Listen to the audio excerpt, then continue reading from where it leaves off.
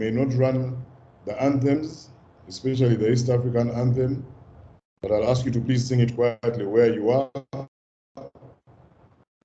And before we commence, we all know that Uganda is observing a week of mourning for the passing of our Right Honorable former Speaker of Parliament, the Right Honorable Jacob Bulanya.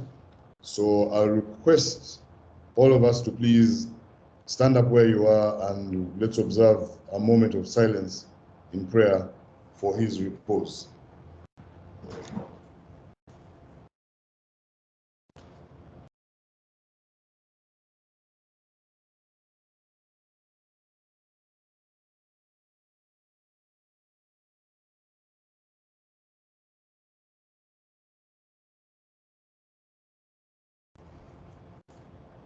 May his soul rest in eternal peace.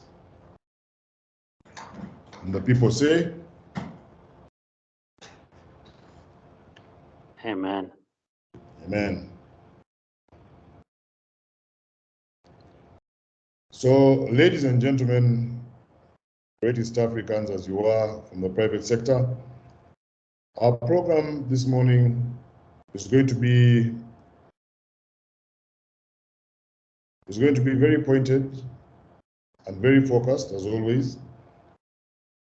You may note a few changes as we go along because, unfortunately, as often happens, a couple of persons that we had planned have presented apologies due to unforeseen circumstances, but we still have the rest ready to contribute, and we'll thank in a special way a couple more people who have agreed to join us today and enrich the discussion and the perspectives that we're going to put on the table.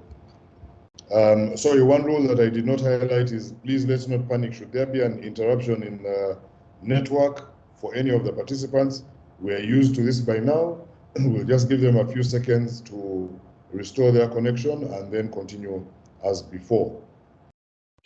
Now, initially, we called a webinar to discuss the Africa Free Continental Trade Area, but you will note that a lot is happening around the world that affects what we do and how we do it, affects us as individuals and as businesses. And we felt it wise not to ignore the happenings in the world that are affecting us as East Africa. So we are going to have a joint webinar. We will speak about financing recovery from COVID, especially in light of the Ukraine crisis, the Russia-Ukraine crisis, because whether we like it or not, it also has an impact on what is happening here in East Africa.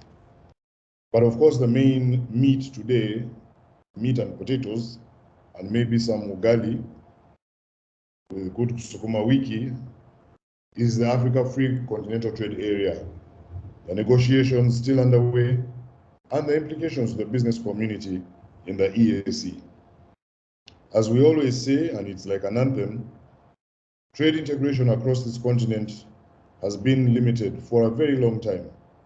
In many places, it's because of outdated border controls and execution of certain policies at different border points, sometimes because of the poor or challenged transport infrastructure or communication networks, and then the different patchwork of regulations that exist across many of these markets, some of them even within one country, where a country is the size of the Democratic Republic of Congo, for instance, which is our most recent member as a community, for which we're very happy. We have seen governments erecting trade barriers to defend their markets from regional competition, even within East Africa, and in many ways making it more expensive for countries to trade with their immediate neighbors, their brothers and sisters, and in effect, making it easier for these countries to trade with countries that are on different continents, not even those within this very continent. The figures that we have from the UN's Commission for Trade and Development tell us that intra-African exports in 2020 were only 16.6% of total exports, compared with 68.1% with Europe, with Asia 59.4%, in America 55%, and Oceania 5%. I mean, we basically almost trade as much with Australia in the far end corner as we do within this continent with our brothers and sisters. Inter-African trade was only 2% between 2015 and 2017. And yet with the rest of the world, we were hitting 90%, growing especially in the years thereafter. And most of what we are trading is raw materials that go to enrich other countries, enrich them more than they do ourselves as Africans, brothers and sisters living on one patch of land that is connected by land and water and even the air. Now, with the coming into force of the Africa Free Continental Trade Area, we have a very great opportunity to enjoy a liberalized single market for the different goods and services that we provide. But this will only happen if easy movement of people and capital is facilitated. As it stands, it is difficult. But it is in that difficulty that we, the private sector, step in to turn difficulty into opportunity.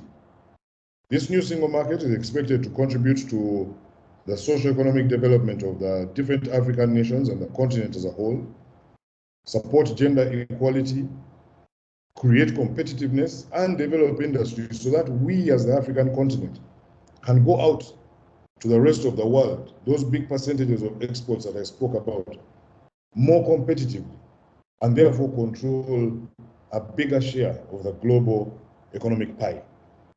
But there are still outstanding negotiations that are holding us back and that we are here to discuss today in order for us to find ways of enabling the Africa Free Continental Trade Area to eliminate tariffs on inter-African trade and to liberalize trade even more so that we, the business community, can create and support development for the people of East Africa and Africa in general. So though the EAC partner states have submitted offers as a bloc, some states, like the Republic of South Sudan, have not yet ratified the AfCFTA agreement.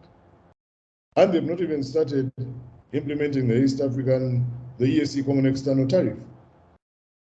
So we ourselves are holding ourselves back from implementing what we know we should within this region and even going further afield. And that creates questions in the minds of our partners. In our own minds, are we ready? If within the EAC we are not yet implementing the things we know are good for our people, are we ready to talk about the rest of Africa? With this and much more to be discussed, I'm very happy to welcome you all to this call. And I want to appreciate especially the UNECA East African Sub-Regional Office for agreeing to support this webinar, the panelists for making time to spend the next couple of hours discussing these important matters and finding resolution for them, and all you participants who have accorded time to come and have this discussion. This morning I woke up to a quote by a great man, Albert Einstein, who said, "The leader is one who, out of clutter, brings simplicity, out of discord brings harmony, and out of difficulty creates opportunity." The East African Business Council is here to provide leadership on that front. And every day, wherever we are, let's remember that when we talk about EAC integration, we said it's going to be private sector led, though people based. So with those words, I'm very happy to welcome our CEO of the East African Business Council, Mr. John Bosco Kalisa, whose video is already ready for you to see his smiling, positive, and enthusiastic face, to give us opening remarks for today's topic of discussion. CEO, you're welcome. Thank you. Good morning, everyone. Thank you, Chairman Simon. Really, you've laid the ground very well. First of all, allow me to appreciate and recognize the presence of our board members present in this webinar. The representative of the Secretary General of EAC, Mama Keita, the Director of UNECA Sub-Regional Office, the excellent panelists who are going to dive deeper into the subject matter as highlighted by our moderator, Simon. Indeed, it is an interesting moment and time as we are laying the ground as a region in terms of looking at the opportunities, challenges, that is being provided by this huge market. And I think EAC, as my chairman has already ably highlighted, we are one of the fastest growing economies in the region, but even at the continental level, we've been able to withstand the external shocks. And one of the reasons why we were able to extend the external shock has been our level of integration, the deeper level of our integration. So this is, as the chairman highlighted, the Continental Free Trade Area offers enormous opportunities. Generally based on the World Bank report, it envisaged that once we remove tariff and non-tariff barrier, the region would generate income to the tune of 450 billion US dollars. But the biggest gain as a region will be attributed by removal of non-tariff barriers. Generally, that study indicates that when we remove NTBs, the region would gain the tune would gain the tune of around 300 billion US dollars. And as the chairman mentioned, when you compare our integration agenda with other continental or other similar organization, we are still lagging behind. We are still lagging behind due to prevalence of NTBs, due to our slow pace in terms of harmonization of standards and the SPS measures, due to protectionism, even for intra-regional trade, though that trade that the region has both comparative and competitive advantage. So there have been a number of steps or efforts being undertaken, and I want again to appreciate this partnership between EABC-ECA and the private sector in the region in terms of understanding what does this agreement mean to us. So far, as Chairman highlighted, we've attained 90.2% of our tariff offer. We've submitted that, and that is a very good step within the region. The remaining tariff offer, which is 10% that constitute what we call sensitive products, and those products we want to be excluded from liberalization, will be negotiated for a phased period of time. So, but this gives us an ample opportunity in terms of how do we move forward. As Chairman highlighted, the region is going as a REC. We're not going as a single country. So we've been pushing as EABC to ensure that South Sudan ratified the treaty so that the bloc can start trading. But again, to trade under CFTA, there are important components, elements that we need to take into consideration. One of the elements is the rules of origin. What type of rules of origin are we going to use? We've been having, even the current rules of origin, the EAC, have been one of the challenges. They have been very complex, that has inhibited the growth of intra-regional trade. But now, as we are going into continental level, what type of rules of origin are we going to use? So as the EABC, we are taking a step again to look at what does it mean? How do I align EAC rules of origin to the continental rules of origin? So, and we'll be sensitizing the business community in terms of understanding the rules of origin. Another key component under this tariff offer is the customs coordination, customs harmonization. How do we align our customs so that they're able to facilitate trade? That is also something that is very important that we need to take into consideration. Again, we need to look also at some technical barriers to trade. What are those SPS? What are those standards that are required for us to trade in the wider market? So as Chair mentioned, there are a number of opportunities, but there are also challenges that we need to understand and know how we navigate through those challenges.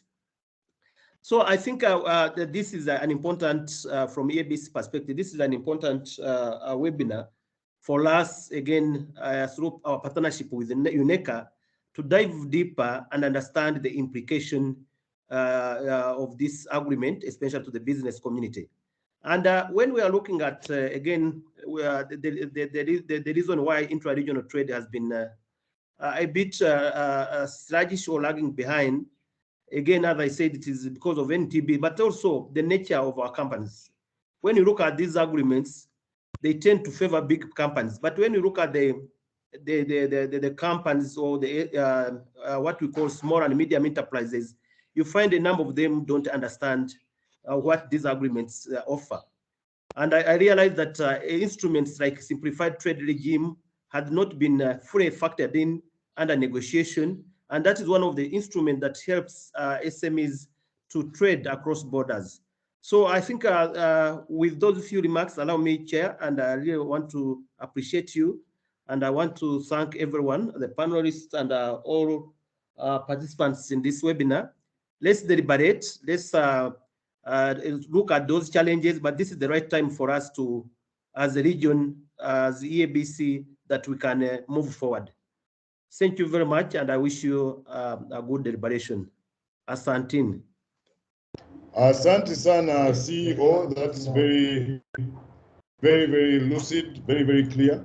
And indeed, we look forward to receiving the full report, which I'm sure will contain a lot more of the detail, especially around some of the items that many people do not realize are necessary prior groundwork that needs to be done, whether it's rules of origin or standardization.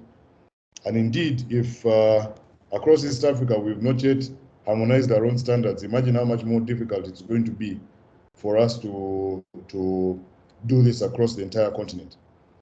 Now, looking at the continental side of things, before we go into the AfCFTA, we're also going to look at what is happening around the world and how does it impact on us. And I thank you for welcoming Mama Keita and for thanking her for UNECA's support towards today's webinar. Mama Keita, you're very welcome. We thank you for being clear about your role as an individual, but also that of your organization in growing business in this regional trade bloc. And I hereby welcome you, please, on behalf of our sub-regional office for Eastern Africa, to talk to our participants about financing recovery from COVID and from the Ukraine crisis, and give us your recommendations that can be forwarded to the different African ministers in charge of finance and trade, as well as for the private sector. Mama Keita, you're very welcome. Thank you very much, Chair, Moderator. Dear CEO of the East African Business Council, my dear brother John Bosco Kalisa, to all board members of the EABC, representative of the EAC, dear panelists, dear participants, private sector representative, a warm good morning to you all. I'm very delighted to be here with you. It's always a pleasure for ECA and specifically for ECA Sub-Regional Office in Eastern Africa to have the opportunity to engage with you all. I mean, the private sector is the first actor responsible for creating wealth in countries, of creating jobs also in countries.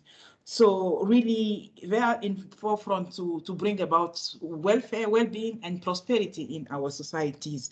So the role is really paramount. And then engaging all the time is extremely important to us. And now the world is faced, just like the moderator highlighted, is faced with really serious challenges more than before. We have been in the COVID crisis and trying to recover from that, and then comes the Ukrainian crisis, which is also posing even more challenges. All these need to be discussed with the different actors in the economy, in the society. So this is going to be the team, financing recovery and also addressing the challenges of the Ukrainian crisis, going to be the theme of the Conference of Ministers of Finance and Economic Development that is set to hold in May, from 11 to 17 May in Dakar. This is a conference that happens every year, and this one is addressing a very specific topic, and we think that bringing this conversation to the private sector is important. As especially linking it with the discussion on AfCFTA is also extremely important, because now AfCFTA is seen as an even more serious way out of this. Okay. The crisis have highlighted the vulnerability of African economies and how to break those vulnerabilities, how to break the lack of transformation of the wealth of raw material that exists in African economies, and then how to then bring more local processing, local transformation, and fast track the industrial agendas of every African countries. AfCFTA indeed is seen now as the way out, but it is very, it's not like this, as both Mr. Kalisa said, and also the moderator. There is a lot of obstacles that need to be removed. The most important are, of course, the non-tariff barriers. Of course, countries have difficulties to remove the tariff, but the non-tariff barrier are the biggest challenges. So regular conversation with the private sector is extremely important. And as announced, we are going to start with this discussion about the financing the recovery, and also the impact of the Ukrainian crisis on Africa. And as we will, we'll open the floor. We would like the private sector present here to tell us what do they want to bring to the Dakar conference. What should the Minister of Finance hear? What can improve the prospect for trade, for investment, for job creation from the private sector? So really, we'd like to hear from you, and we hope that we'll have a good comment. Without further ado, let me present, to give two short presentations, and that will be followed then by a presentation on the AfCFTA by my colleague Simon. And let me try to share my screen.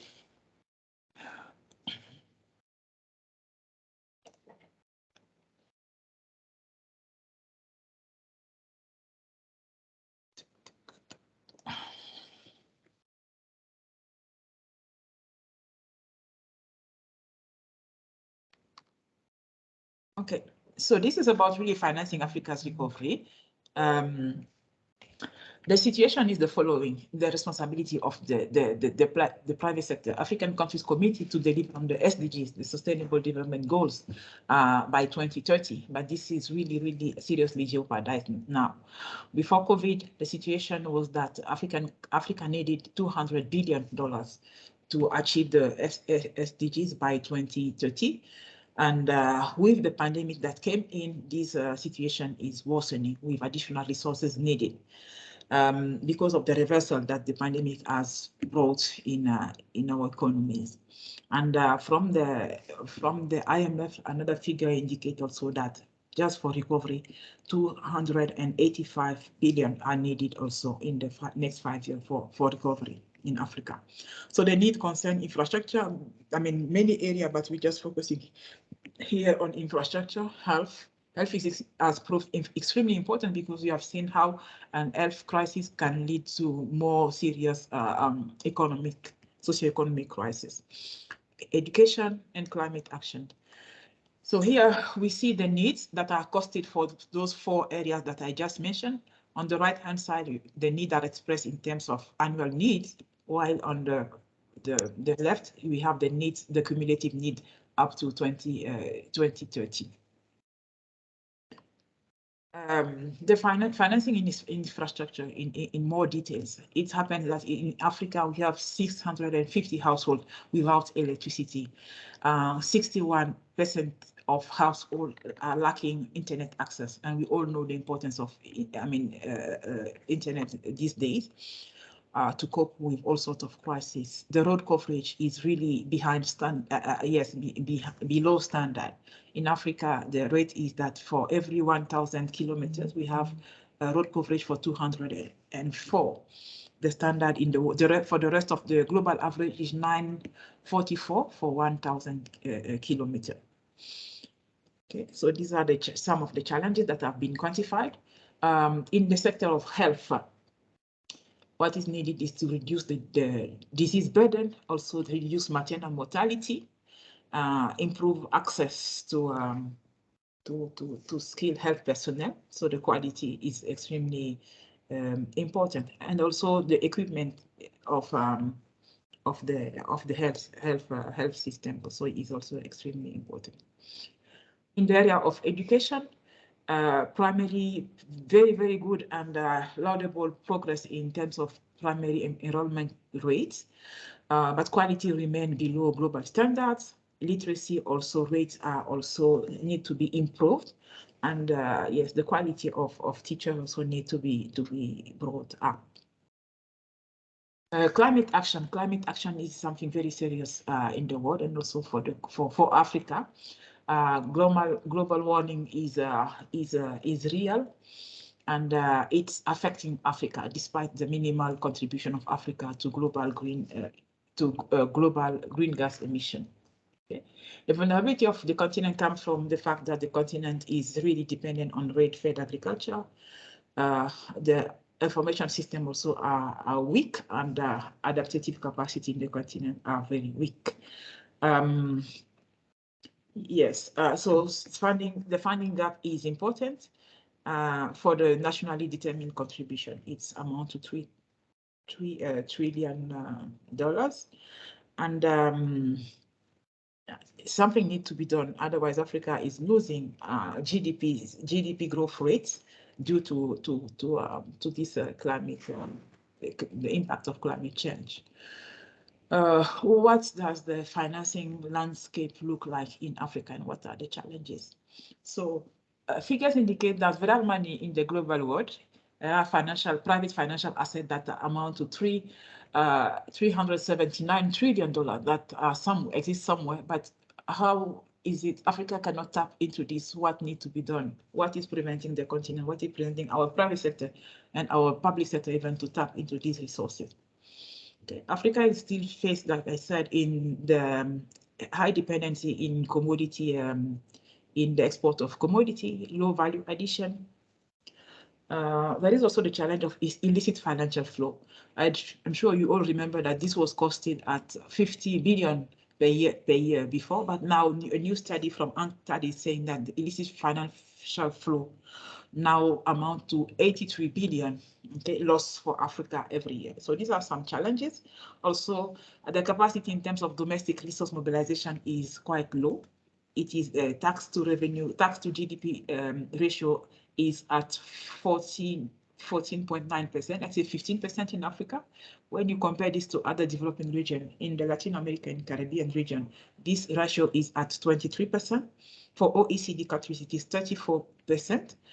And yes, some of the reasons that have been identified for this relatively lower performance for Africa is weak tax administration and also ineffective tax incentive. Okay, so for the tax administration, it happened that 50% of the potential VAT is actually not collected. Tax incentives. Public sector is taking measure to offer a tax incentive, but that is really resulting in a very low mobilization of investment. So the figure is that for 20% of reduction of the tax rates, what government register is only 1% increase in investment. This is worrisome, and it's important to hear from the private sector.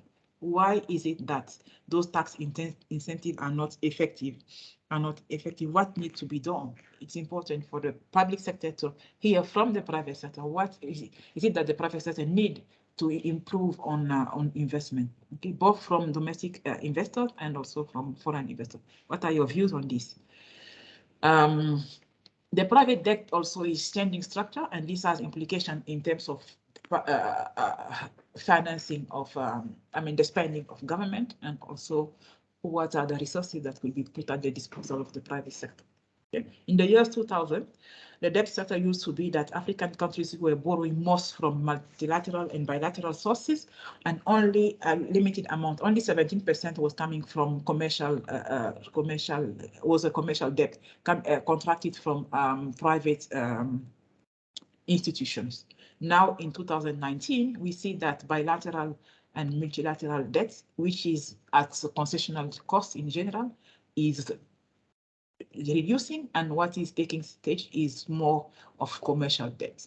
So the private sector also need to be informed about this and the possible implication, actually. Okay, now the countries are going more and more towards Eurobonds, it's good so long as it is being used for, attending to the need in terms of infrastructure and all what is needed to set up a conducive business environment, actually.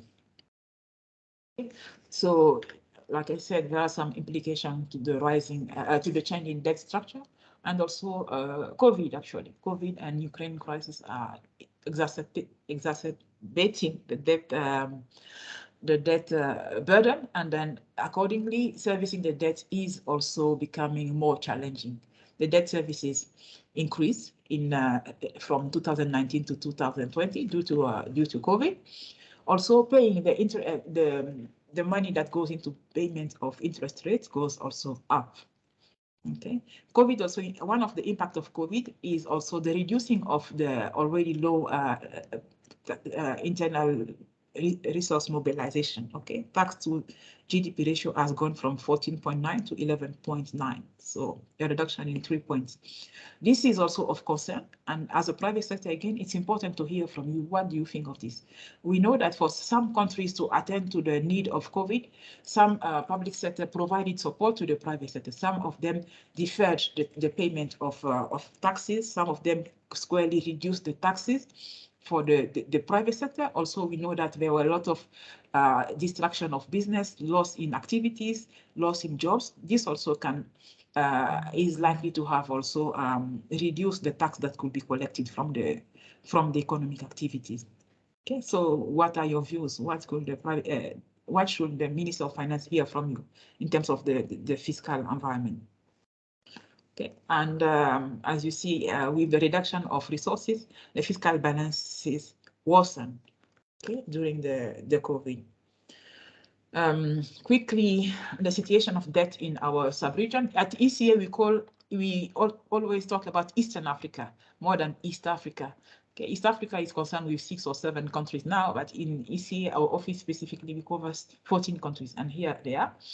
And the debt burden has worsened in most of the countries. When you compare the two graphs here, the most indebted countries in our sub-region is Eritrea, with 169 debt to GDP ratio, and the lowest is from DRC. And the Ukrainian crisis is likely to again worsen this situation. Some other issue of concern: private sector. Private sector access to credit for private sector is relatively low when you compare to other regions. Okay, here the best performer in our sub-region here is Kenya with 28%, and the lowest is South Sudan with 1.8%. When you look at my screen here, the left-hand part, you see that for the same ratio in Africa, the average is 37%, almost 38%. In OECD, this ratio is 160%, and in Latin America, it is almost 60%. So again, this needs to be discussed. So what could be done to improve access to finance for the private sector? Other issue in terms of financing the economies in Africa, and also this concern Eastern Africa, is that capital markets are underdeveloped. Okay, so capitalization to GDP is below 30%, and the expected ratio will be 75 to 90%. Okay, the pension fund are another source of financing development needs that is looked at, but again, Africa is not performing really well. What could be done? Okay, also the issue of external finance is limited. Okay, and more we've seen also that we need to hear more about self-reliance in terms of financing development. What else can I share here?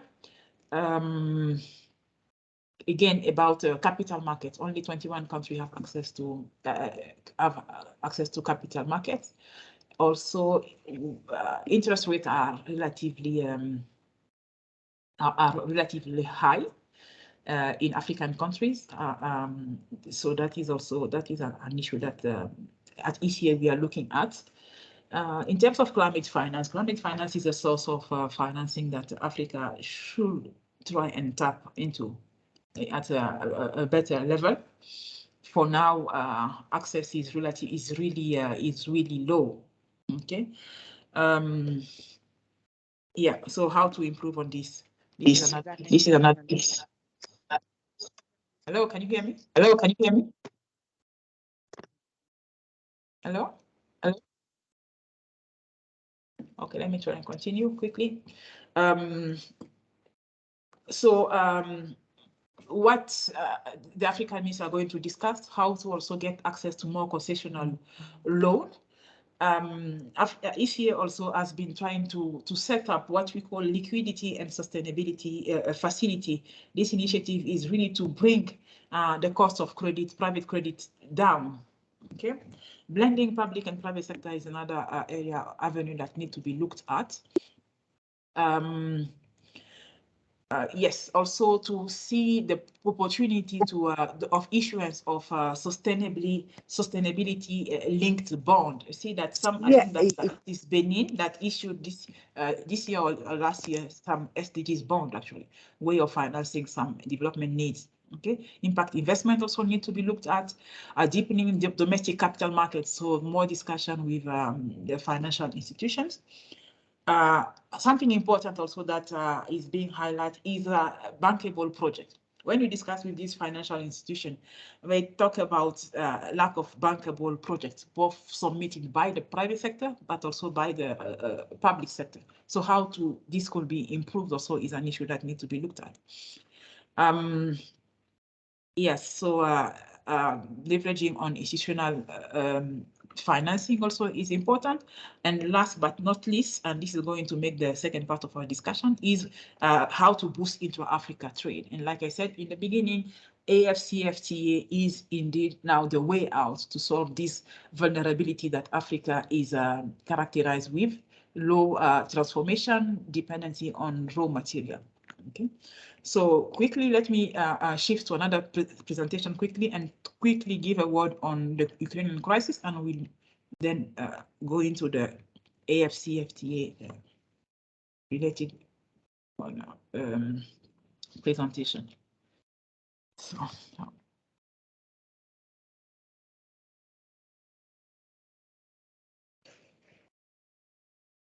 sorry, one second. Okay, so good. From this, I'm going to stop sharing this one and share another presentation quickly.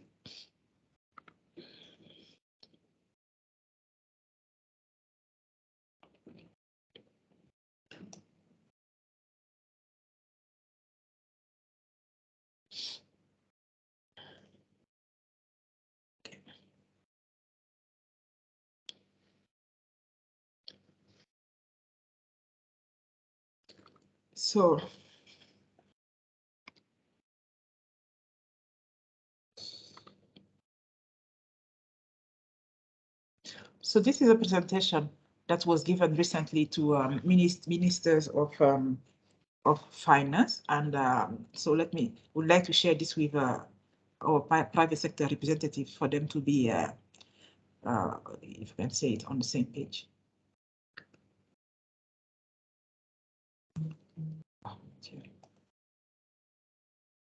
Sorry, I'm having some challenges here.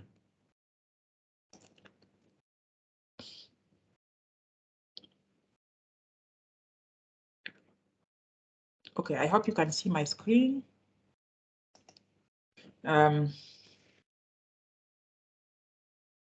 So this is to say that the pandemic has taken a huge toll on Africa already. Africa went into recession, and the worst recession in half a century. Now Africa is recovering. Financing the recovery is still very important to discuss.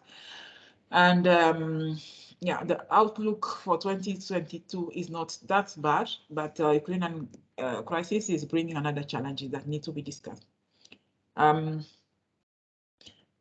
Yeah, so the pandemic has really, it created some reversals in all the progress that were made, bringing more than 47 million people in extreme poverty. Yeah, so Now, with the beginning of the recovery that we are seeing, the Ukrainian crisis is bringing challenges of high-level inflation and also malnutrition, and increasing borrowing costs and rising interest rates. Okay, so this is also, we think, of importance to the private sector and those intervening in the agriculture sector. We see high increase in fertilizer costs, which has implication on agricultural campaign. So let me give a quick overview of the dependency on products coming from Ukraine and Russia. This one provide information about worldwide, actually, and then we'll come to Africa quickly.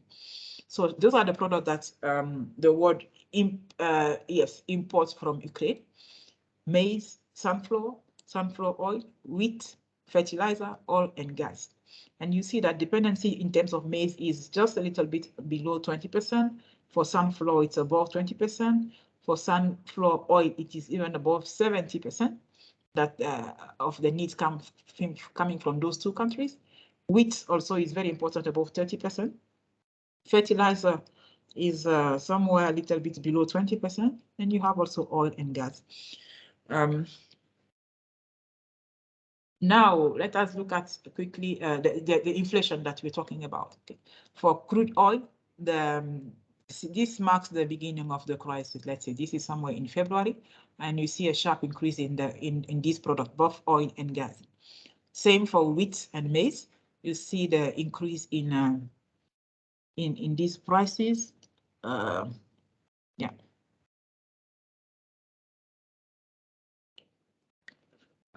Also fertilizer, same thing for the fertilizer. Also, you see a sharp increase in the prices of fertilizer. So how is Africa depending on imports from Ukraine and Russia? And what does Africa import? Look at this part of the graph first. We have wheat, maize, sunflower oil, and other products. From Russia, 90% is made up of wheat. Okay, the rest is some of these products. Sunflower oil is also a little bit important. What comes from Ukraine is 48% is again wheat, and the maize also is relatively important, 31%. And yes, this is it. What are the countries that are really mostly affected? So quickly here in Eastern Africa, it is Kenya. Okay, and if I take the wider Eastern Africa, we have also Ethiopia. Okay, but in Africa as a whole, you have Senegal, Morocco, Tunisia, Libya, Egypt, Sudan, Ethiopia, Kenya, and South Africa, which are the biggest importer of products coming from these two countries. So this graph is just indicating how African households could be impacted, because food items represent a big share of their expenditure. Okay, let us see the top countries here. For some of them, in some of these countries, food item represent above 70% of the total budget or of the total expenditure. Okay, and South Sudan is part of these countries. Okay, if I look at other countries in Eastern Africa, for us, Madagascar is part of the country that we cover. Ethiopia, for all these, really, food is really an important item in the budget. For some other country, Kenya, Tanzania, Rwanda, it's below 40%. Okay, I think I have Uganda also somewhere here. Okay, so still we need to be worried about the inflation and the loss in purchasing power that could affect household in the countries that we serve. Here is a concern about malnutrition quickly. The yellow part here is Eastern Africa. You will see that Eastern Africa, in terms of absolute number, is the one contributing most to malnutrition in Africa. And so if you're talking about loss of purchasing power and inflation, we need to be concerned again with our economies, because consumer are likely to be affected. And then this should be of concern for the private sector. Those contributing most to this situation in our sub-region are DRC, Ethiopia, Kenya, Tanzania, Madagascar, and Somalia. Again, quickly, inflation in the world and in Africa and in Eastern Africa. You see a color code graph here, and so the countries that are facing the highest level of inflation now, that could be attributed maybe to the Ukrainian crisis. So those in red color, or I don't know how we call this, you have an inflation level of 10 to 30% right now, and in purple color we have above 30%. So let us put a focus on African countries here. We see that in Eastern Africa, the country that is of concern is really Ethiopia, but many of our countries have this this orange color.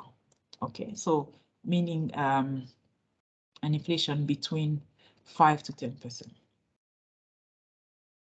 Quickly, this graph is just indicating that the air transport is going to be affected in some countries, and in Eastern Africa, the country that is concerned is Tanzania.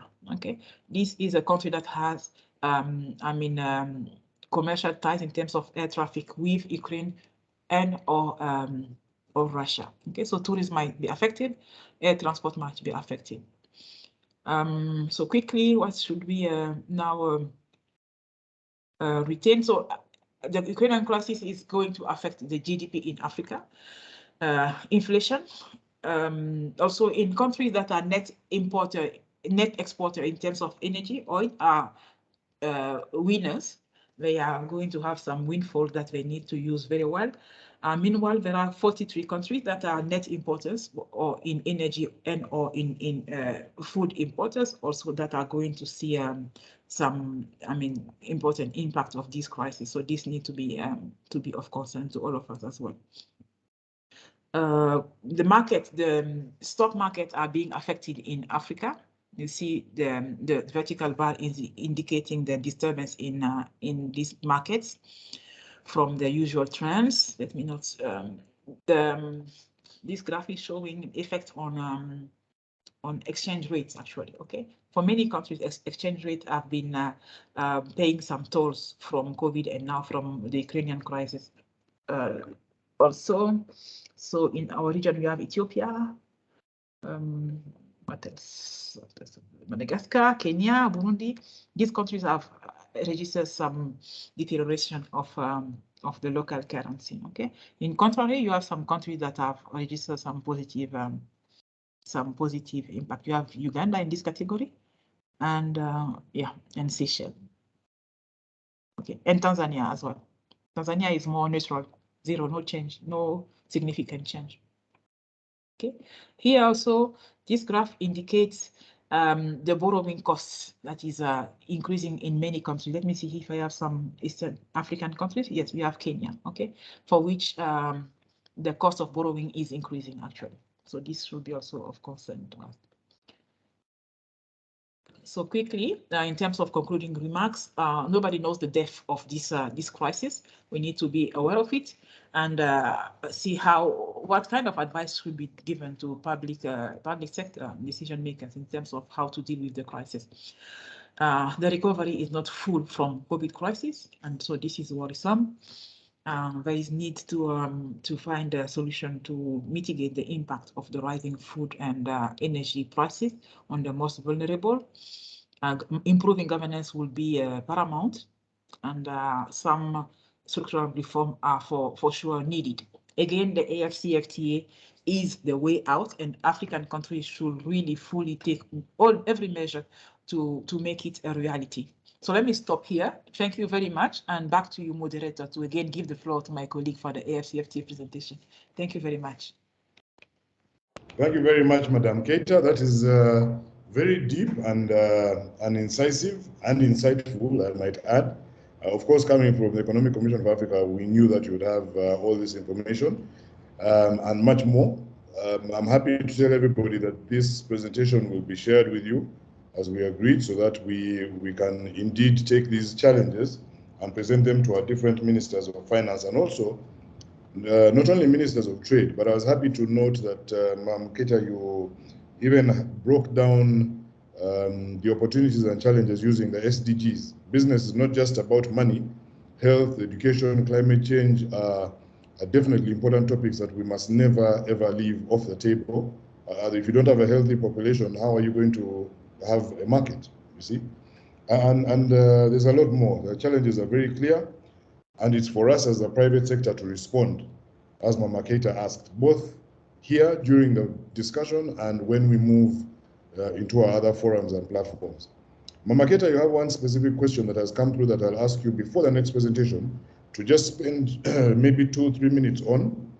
Patience Mutesi has asked, what are the key drivers behind the low access to private sector credit? And I know there's a slide that speaks to this, but you might want to highlight a couple of those factors that we should look out for. Why is credit expensive as well? Thank you. Thank you. I think the two are linked actually. The low access is, to me, is a lack of information about the private sector. Those who have the money don't know who they are lending the money to. So, yeah, in other countries, maybe developed countries, you have credit records about private sector actors. We don't have that much developed in Africa, and then I think that this is the main reason why the financial institutions are not lending money to the private sector. This will be my my understanding of the situation. Second, also is, as they say, when you discuss with them, they tell you, but you're not getting good projects. We're not getting, I mean, projects that we think will have return on investment that are worth it. So also this, the private sector actors also need to look into this and see how they can really improve on that. And private sector and all the other actors, such as ourselves, need to also see how we can accompany the private sector in improving on the quality of projects that are submitted to financing. Second is the high level of credits, right? Again, this is linked to those who go on Eurobonds, issue Eurobond are in general public actors. And again, they are assessed by those credit rating agencies, actually. And they don't trust maybe our economies. And then the rating is not good. And this put countries, present countries are as high risk countries. And then the credit is, this is reflected into the interest rate that are put to have access to those credits. I think this is the main issues. Again, credit records, the lack of how the economies are pictured. So again, maybe some reforms are needed in terms of improvement in governance and to show that African economies are not that risky. Okay, so this is what I can say. See another. Okay, so back to you. I see hands, but it is to you. Thank you, Mama Keita. You're right. And that hand, before we go to the next presentation, the other questions coming in, we will handle together jointly. But that hand is from CEO. So JB, please come in. Yeah, thank you, moderator, and thanks, Mama Keita, for excellent presentation. Just a quick one. On all the crises you've mentioned, what are the tools do we have as a region in terms of mitigating these effects, especially the rising prices due to the Russia and the Ukraine crisis, as well as how do we use trade in terms of mitigating those effects as a region? What tools do we have, especially from the private sector? Thank you very much. Okay, I can respond to your question. Let's go from the COVID crisis first. Again, this comes back to the dependency of African economies to the rest of the world. With COVID, we saw a lot of dependency on the rest of the world in terms of first providing the equipment that was needed to tackle the pandemic and also the vaccine as well. So so Africa depended a lot in debt alleviation initiative, but also on ODAs and other borrowing. So again, economies are turned towards the external world, and this needs to be corrected a little bit. Now with the Ukrainian crisis is coming in terms of access to some agricultural product. And I'm not sure to what extent Africa is prepared actually to face this. For instance, the crisis in terms of fertilizer. I read, for instance, that Africa needs fertilizers, but with this crisis, all the world is demanding fertilizers. And Nigeria, for instance, had some fertilizer, but they provided, they supplied the needs in Brazil, for instance, in terms of Africa. So this is really, I mean, the private sector in action, that there's no, I mean, it's not going to be to be free. So maybe this is a structural problem that needs to be addressed in a structural manner. I don't see any short-term tools that Africa has to address this kind of tool, but it needs to be prepared more in the future. I think this is the way I see it. Actually.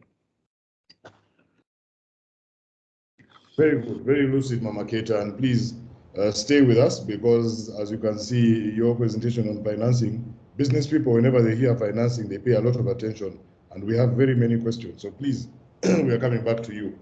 At this point, ladies and gentlemen, Moses, I've seen your hand. Let's hold it for a few minutes, because your question might be answered or even enriched by our next presentation. We have two people from still UNECA, the Economic Commission for Africa, Simon Asa-Kwete and Andrew Mold, who are going to give us perspectives on the implications and benefits to both the region and the continent from the Africa Free Continental Trade Area. And I'll invite you, Simon, I see your video is on. Please take the floor and make us richer as a continent. Thank you.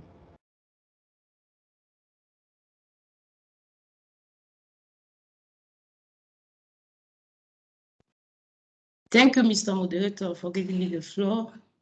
Let me just try to share my screen.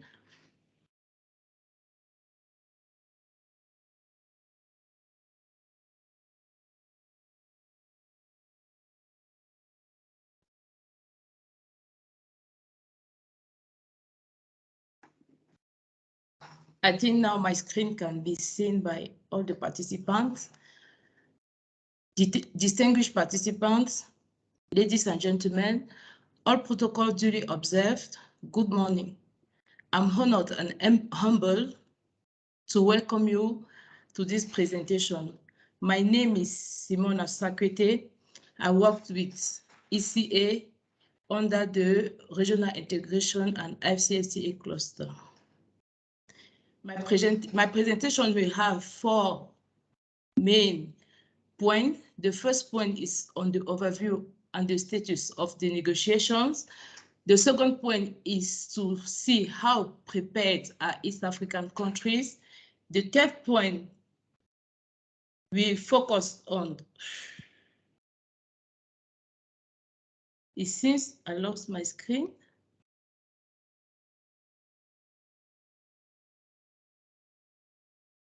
It's gone off, but we can wait a couple of seconds. You still have 15 minutes for the full presentation, so you can continue speaking as it comes back on.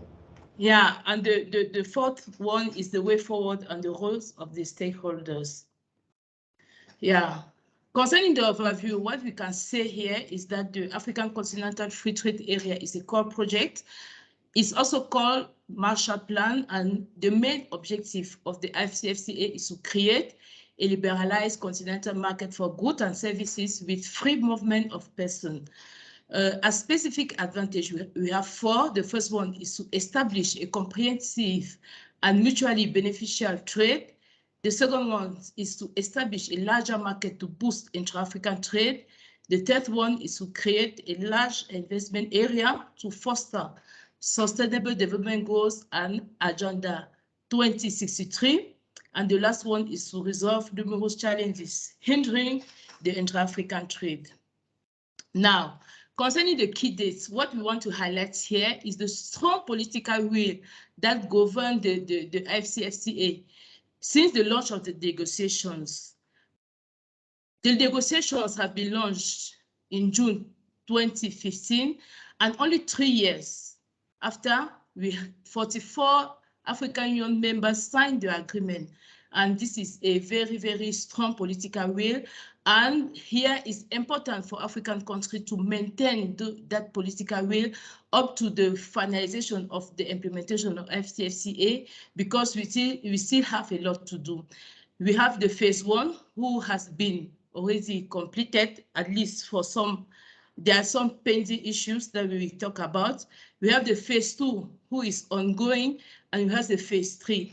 Concerning the liberalization, we still have 5 years for non-LDC countries to fully liberalize their products and 10 years for LDC countries. That is for the 90% of product that should be tariff lines that should be liberalized. Concerning the non-LDC LDC countries and the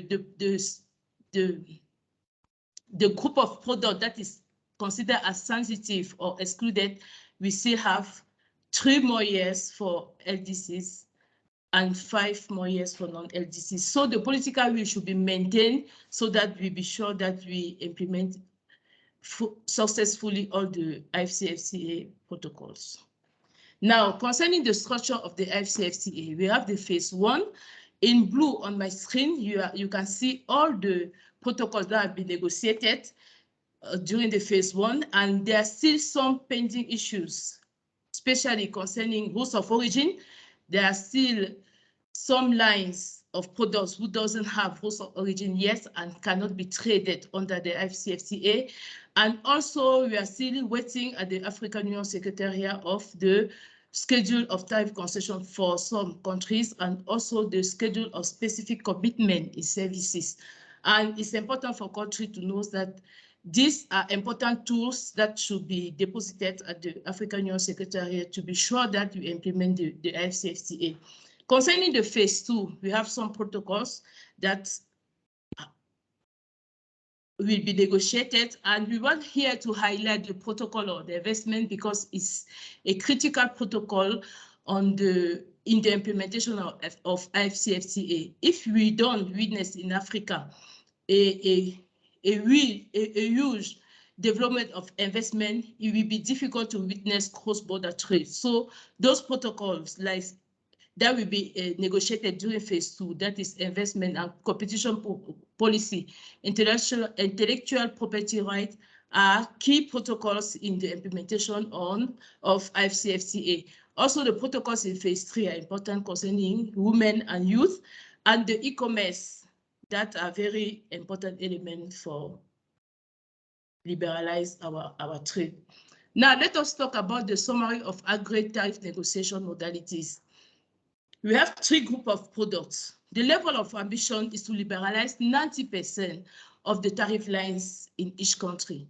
7% of tariff lines should be considered as sensitive, and 3% of tariff lines will be excluded from the liberalization. Concerning the first group, that is product that should be liberalized, and the time frame is different when a country is a non-least developed country and when a country is least developed countries. That is, at the African Union, they are taking care of special differential treatment that is giving more time to least developed countries to implement the agreement.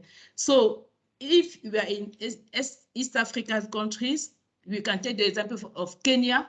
Kenya have 5 years to liberalize the 90% of tariff lines. This is a linear reduction of tariff of 20% per year. So in 5 years, the tariff on those products will be 0, totally liberalized. And the LDCs of the East African countries like Uganda will have 10 years to do the same. Sensitive products should be determined according to some political policy of the countries, and the non-least developed countries have 10 years to liberalize, and the least developed countries have 13 years. Now, the third group of products are products who are excluded for the liberalization, and those products are subject to anti-concentration clause. That is, in the total value of intra-trade import concerning those 3% of tariff lines should not be more than 10% from the intra-import coming from the whole Africa. Concerning the service sector, at the July 2018 summit, the Assembly adopted 5 priority sectors. That is sector where countries should emphasize now when they are giving their commitment concerning the service sector. The first sector is the business service. This is all the services that are furnished to the companies to ease their work daily. The second one is the ICT service. That is all the service dealing with communication, information, and new communication tools. And the third one is financial services. The fourth one is tourism and travel. And the fifth one is transport. Now, let us see how prepared are East African countries. At this stage, East African countries have developed and deposited their AfCFTA tariff offer.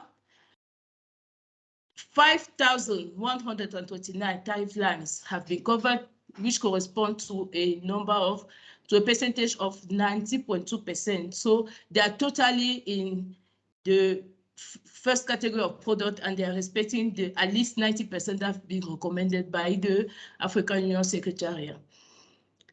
Here, on the left side of my screen, you can see East African countries materialized in red, and there are some countries who have ratified.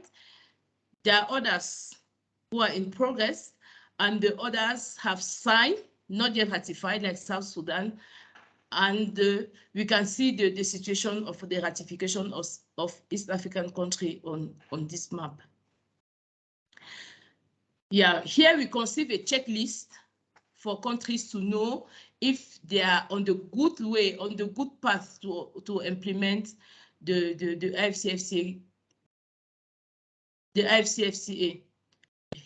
Here is the checklist for the country. Each box checked means that the country is doing good in the implementation of AfCFTA. The first thing is to see, does the country have an implementation strategy?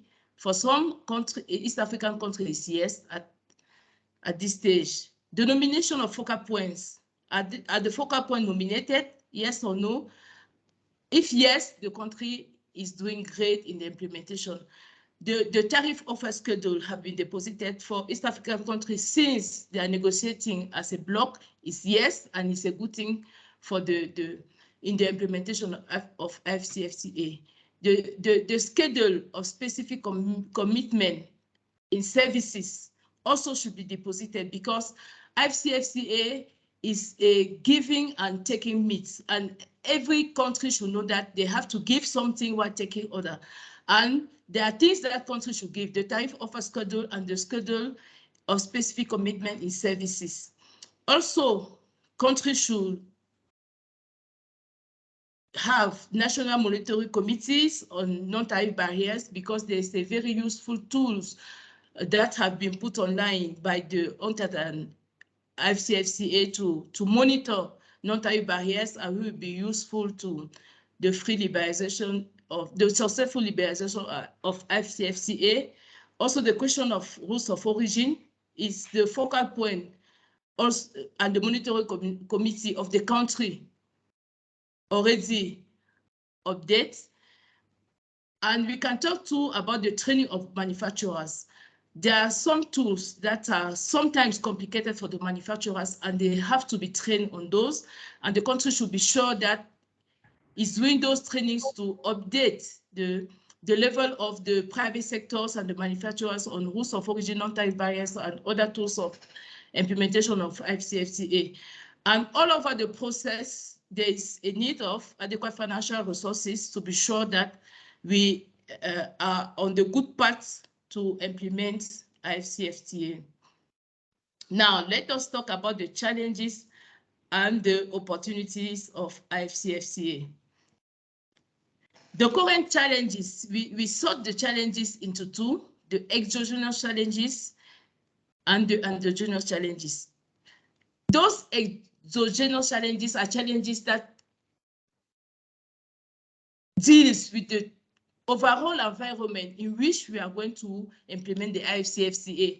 And nowadays, we know that the international context is very difficult. The question about the Ukraine war, the COVID-19 impacts on African economies, and the rising debt level.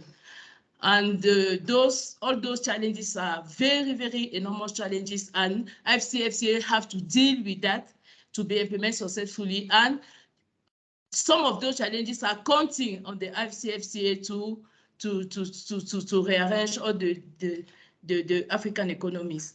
Concerning the endogenous challenges, those are challenges inherent with AfCFTA itself. The first one is the finalization of rules of origin.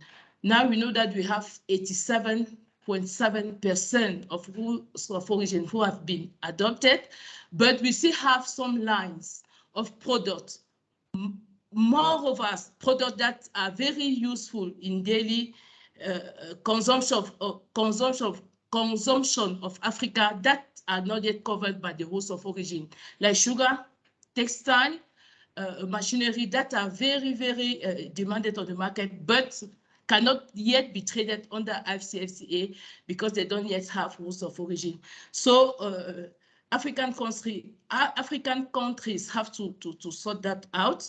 The second endogenous challenge is the treatment of product under special economic zones. And there is a debate on the table of negotiators. Normally, under special economic zones, government give incentive to private sector. Sometimes they import the intermediate good or the raw materials duty-free. They have some exoneration of taxes, and they have some incentive data given by the government to encourage them to produce. And now the debate is, are we putting those products issued in those special economic zones on the same market with products that have been taxed normally? Are we not creating an unfair market or illegal competition on those markets? On the other hand, there's a question of industrialization. African country relies most of the time on special economic zone for the industrialization. If you take Kenya, for instance, Kenya has the last special economic zones in Africa.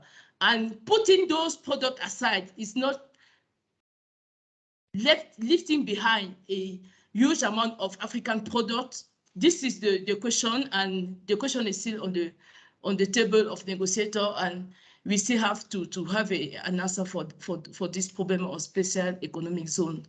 Another challenge is the collection of the tariff offers, schedule of specific commitment in services for all the countries. Now, all the countries have not yet deposited, and it makes it difficult to trade with those countries because we don't yet have their tariff offers. And it's good to country to be updated on that, to give their tariff offers to African Union Secretariat. The last endogenous challenges is about non-tariff barriers, the harmonization of standards and norms, who can sometimes be considered like non-tariff barriers. It's important, and it has been recommended to African countries to harmonize their national norms and sub-regional norms into African or regional norms in order to facilitate the trade of product, because we know that sometimes standards and norms can be considered like, or can act as non-tariff barriers and hinder the liberalization of trade under AfCFTA. So these are endogenous challenges, but in this discussion, I don't want us to focus a lot on challenges or difficulties, because AfCFTA is not only about challenges, it's also, and it's more about opportunities for Africa.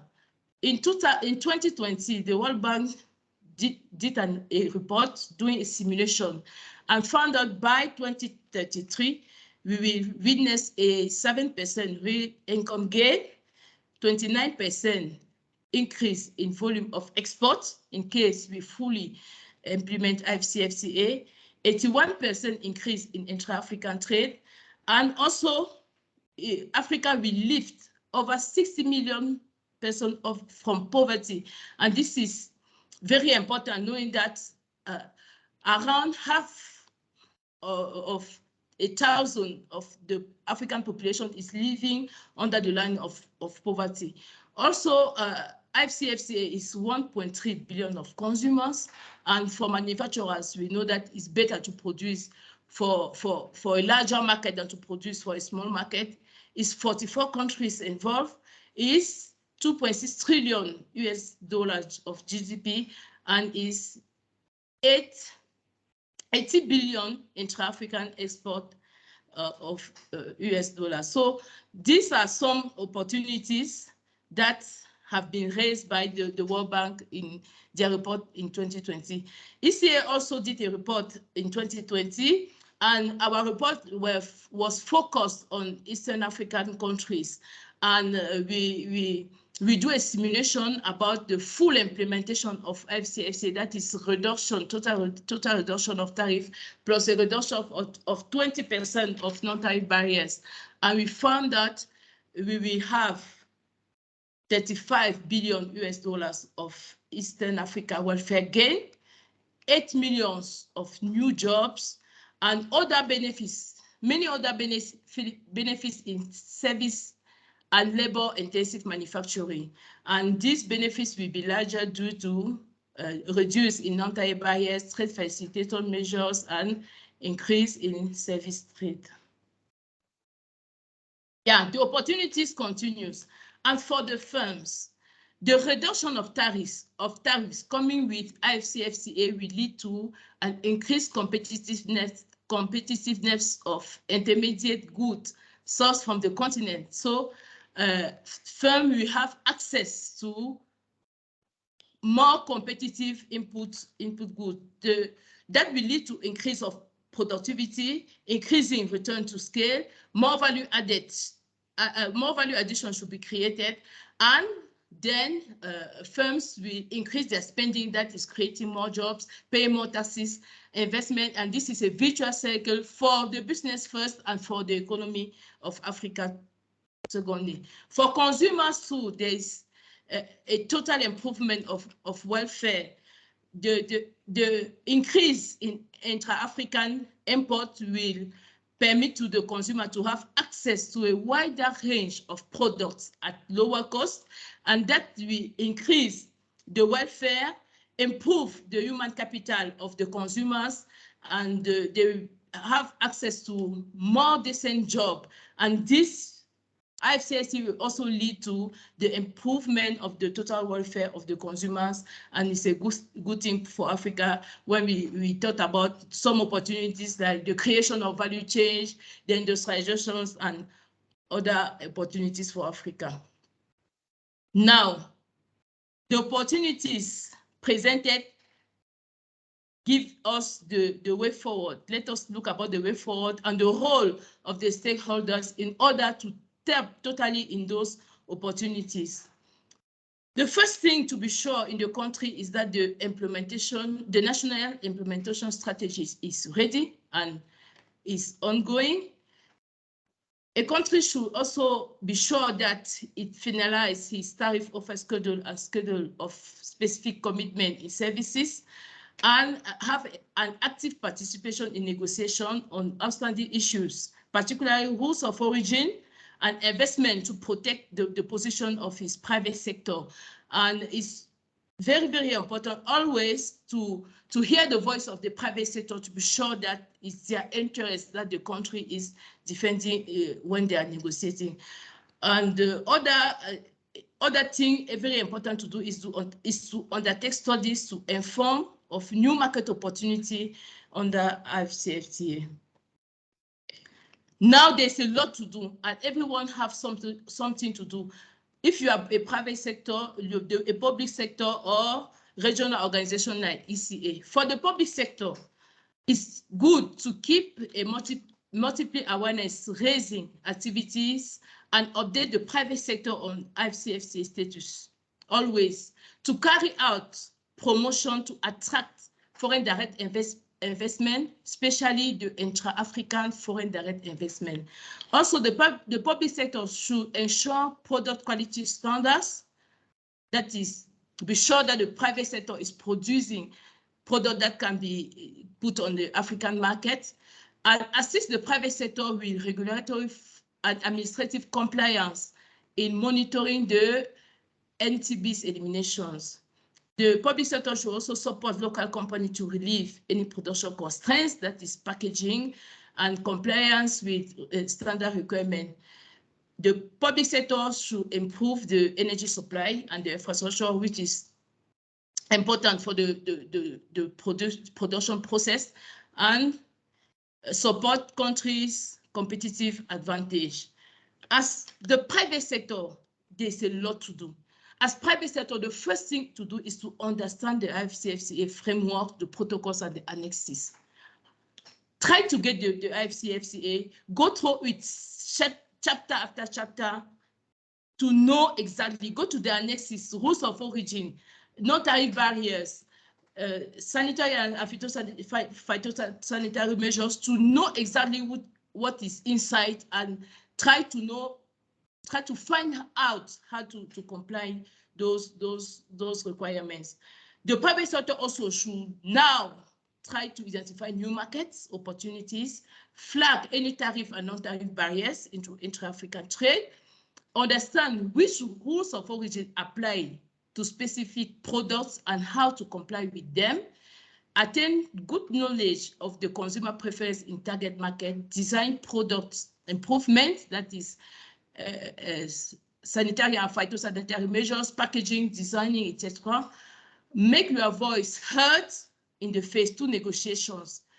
Prepare your position and submit it to the public sector to make your voice heard concerning investment, competition, intellectual property rights, and request the support from national and regional organizations. We are willing to help. And I just open the support that ECA is giving to maximize the AfCFTA. First of all, ECA do a lot of research and survey. We have national and regional impact studies that we run every time, AfCFTA surveys, and also we can talk about the African Continental Free Trade Area Country Business Index, which is an index permitting to private sector to name all the difficulties they are facing in implementation of all the free trade agreement and in the AfCFTA. So this is a very good index for the private sector. Also at the ECA, we organize a lot of events and videos, multiple events to support awareness raising and promotional videos on the AfCFTA. And also we provide technical assistance on AfCFTA negotiation, on AfCFTA implementation policy strategy, and also workshop for the private sector. And this month, and in June, we are going to organize a workshop on the 5 implementational tools of AfCFTA protocol in trade of goods. That is telling the private sector exactly how to deal with rules of origin, how to deal with non-tariff barriers, how to use the online platform for the non-tariff barriers notification, how to use the African Trade Observatory or the export potential map of Africa to find new opportunities and new market and target market in Africa, and how to find new product and where the product are the most demanded, and how is the execution of packaging and everything. So the workshop will be organized by the ECA. And now we have some countries for which we provide we have provided the support to the national implementation strategy. So let me conclude by saying that far from being automatic, benefits of AfCFTA depends on adequate monitoring of policies that facilitate its implementation. Opportunities that go along with the AfCFTA are enormous, but the challenges are also significant. The AfCFTA is a necessary condition for the development of Africa.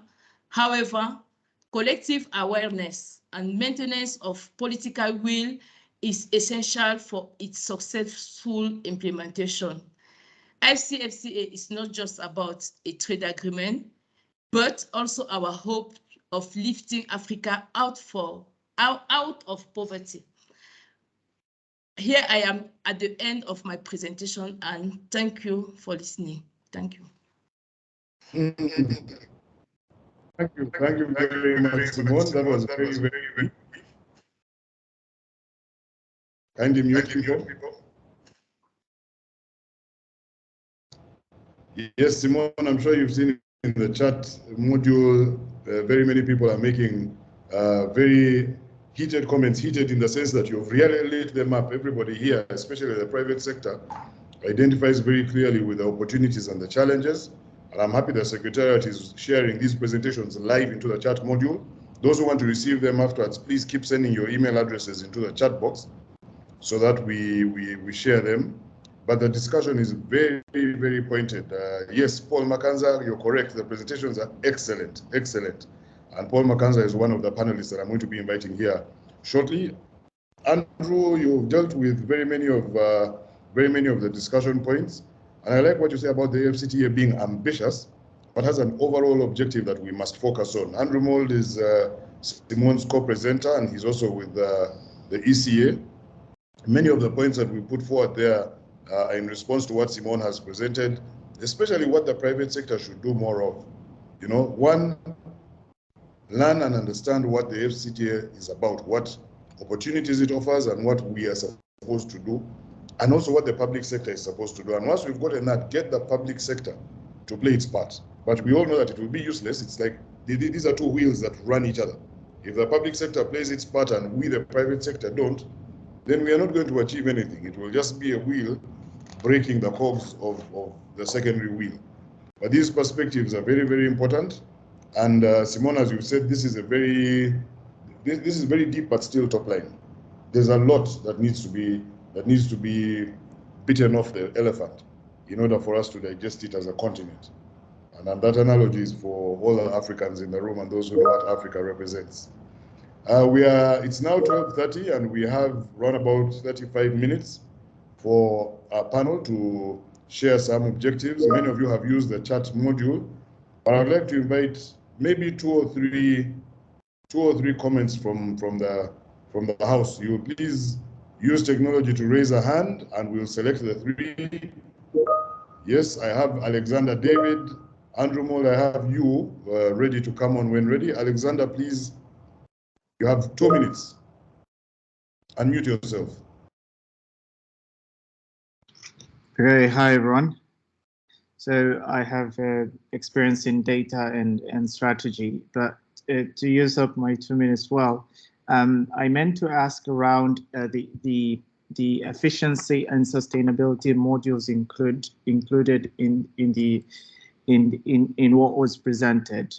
Even though yes, I do agree that what was presented was really great stuff and it gives a well-promising future. But we need to be able to sustain that future for Africa and for all the member countries. So my question is, how do we keep it sustainable and efficient so that it can be far more durable as a strategy? Thanks. Yeah, thank you, Alexander. That's a good question right there. And Andrew, perhaps you might want to be the one to field the questions to support Simone once you're ready. Do we have another hand? The one I see is still Alexander. Andrew, would you like to come in now? Alexander, you can go ahead and put your hand down. Yes, good morning, Simon, or good afternoon for you, I believe. Yes, could I just go back to something you said earlier, Simon, actually at the beginning of this discussion, this webinar, because you said something important, which I think is heard quite a lot, which is this about the low level of intra-African trade. I think you mentioned the 18% figure and compared it with other continents where the level of intra-regional trade is higher. I beg to differ a little bit on that statistical point. I think it's a very important moment for the continent, and it's a moment when we need to really be talking up intra-African trade rather than talking it down. Currently, that average reflects really the influence that a few large commodity exporters have on the continental figure. And it really doesn't reflect the importance already of intra-African trade for the East African community. So just to take a couple of examples, just prior to the COVID crisis for Kenya, over the 3 years prior to the crisis, approximately 35% of its exports went to the African market. In the case of Uganda, it was nearly 50%. Tanzania, it was 39%. So you can appreciate for those countries, it's much, much higher than this 18% that everybody cites. And that, as I said, is partly because we look at it in the wrong way because of the large commodity exporters like the Angolas and the Nigerias, which actually, make the absolute totals look lower to the continent simply because of their commodity wealth going to outside the continent. It's also because when we compare, we're not comparing like with like. So, for example, the 60% figure for Asia is rather misleading because it's very much concentrated in one part of Asia. If you look at Southern Asia or Central Asia, they have levels of intra-regional trade which are comparable to the African average. And East Africa, I think here we already have a predominance of, intra-regional trade is extremely important for many exporters across the region. So I would just stress that. I think it's time to talk up where we're coming from.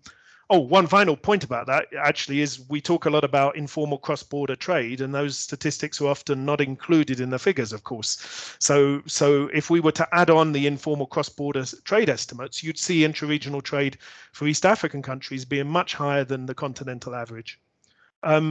So going back now to, I think, Alexander David's point. Alexander, could you just repeat the sense of the question? You were saying about making the agreement more sustainable?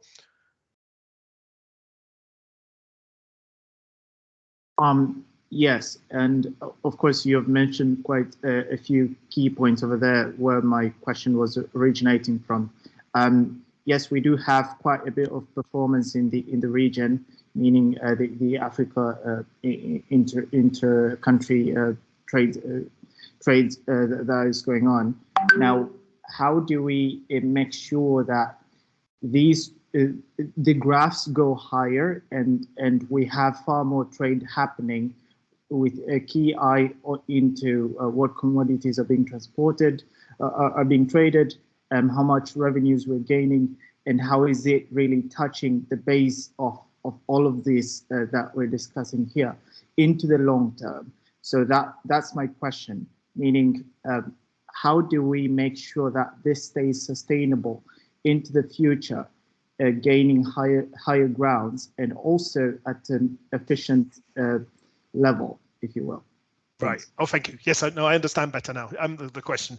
So, yes, I mean, my colleague Simon mentioned a very important point about the investment protocol, which is being negotiated now. And I would personally argue as an economist that the investment protocol is just as important as the tariff liberalizations, perhaps even more so, because we know globally cross-border investment is a big driver of cross-border trade.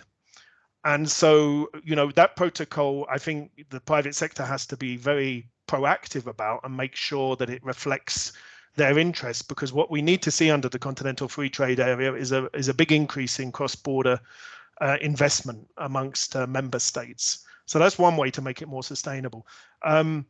In terms of which sectors are going to be impacted, the simulation work that we've carried out at ECA very clearly shows it's not actually commodities, as you mentioned, Alexander, which are going to be the principal beneficiaries. It's going to be more manufactured goods, intermediate goods. It's going to be things in areas like agro-processing, for example, light manufacturing, textiles and clothing. Once we get the negotiations sorted out on the rules of origin, those would be the kind of products where we'd see the bigger, longer-term boost in intra-African trade.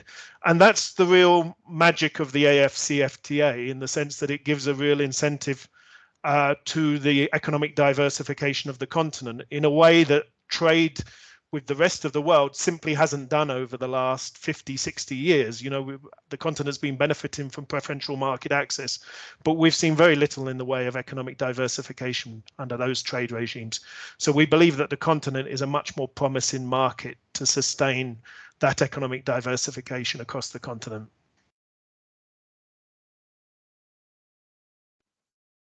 Andrew, very good. Thank you very much. And I really like your comments in reaction to the statistics. Yes, you're right.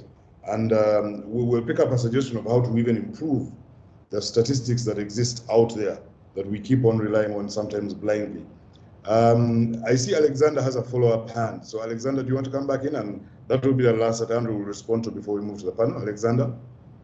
Okay, and it's not exactly a question, but he has a fair point that we need to improve on manufacturing. And in my experience, I've had experiences with manufacturers, raw material suppliers, low-end users, and more of the sort.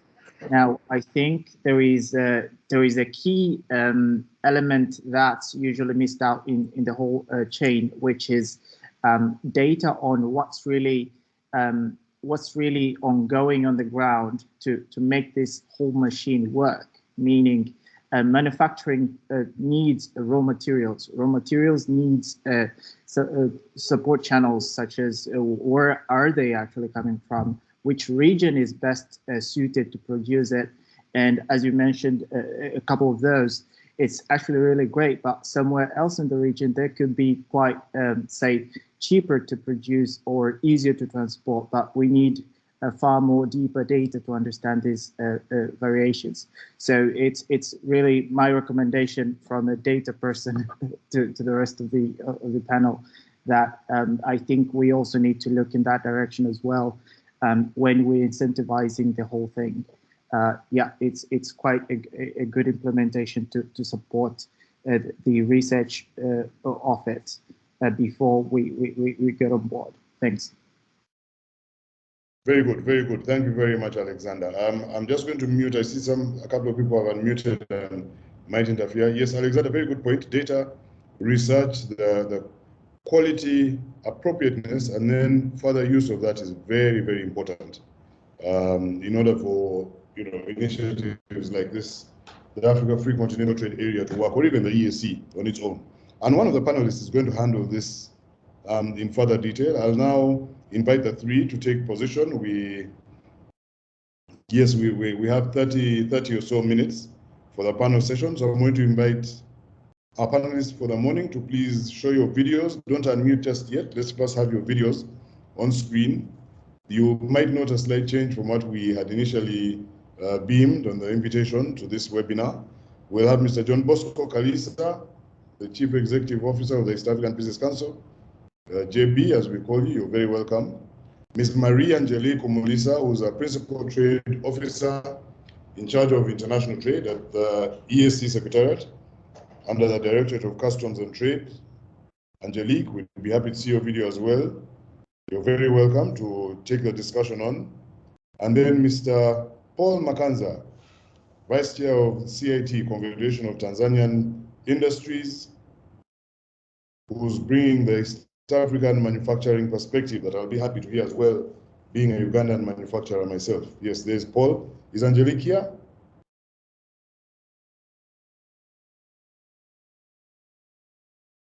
Yes, I'm in. Very good, very good. We're looking forward to seeing your video. Panelists, you're very welcome. Thank you for presenting yourselves this morning. And I'm going to ask JB to kick off with a couple of the questions that we received for the panel to address. JB, Mr. Kalisa, as we've said, the FCTA is poised to open trade with our counterparts in the continent, across the continent. And we've already spoken about the readiness of the private sector to start trading. But in your view, what other practical steps, besides those that have been presented by Simone and were highlighted by Madame Keita, what practical steps do you think we should take to enhance our readiness, we as the private sector, to take advantage of these opportunities in the FCTA? Yeah, thank you very much, moderator Simon. Again, I want to first of all to appreciate the presentation delivered by my colleagues, the team from UNECA. You are right. Currently, as the presentation, we've achieved 90.2% tariff offer. That is the first step as a region. But what does it mean? We've submitted those offers. They are being considered, but there are important elements under the tariff offer, and which is very important for the private sector. One is understanding the rules of origin for trading. The second one is the customs cooperation, customs support and assistance. How is our customs working together, the regional and the continental customs procedures and processes? Then another component that is very critical Chairman, moderator, is that the region need to embrace e-commerce.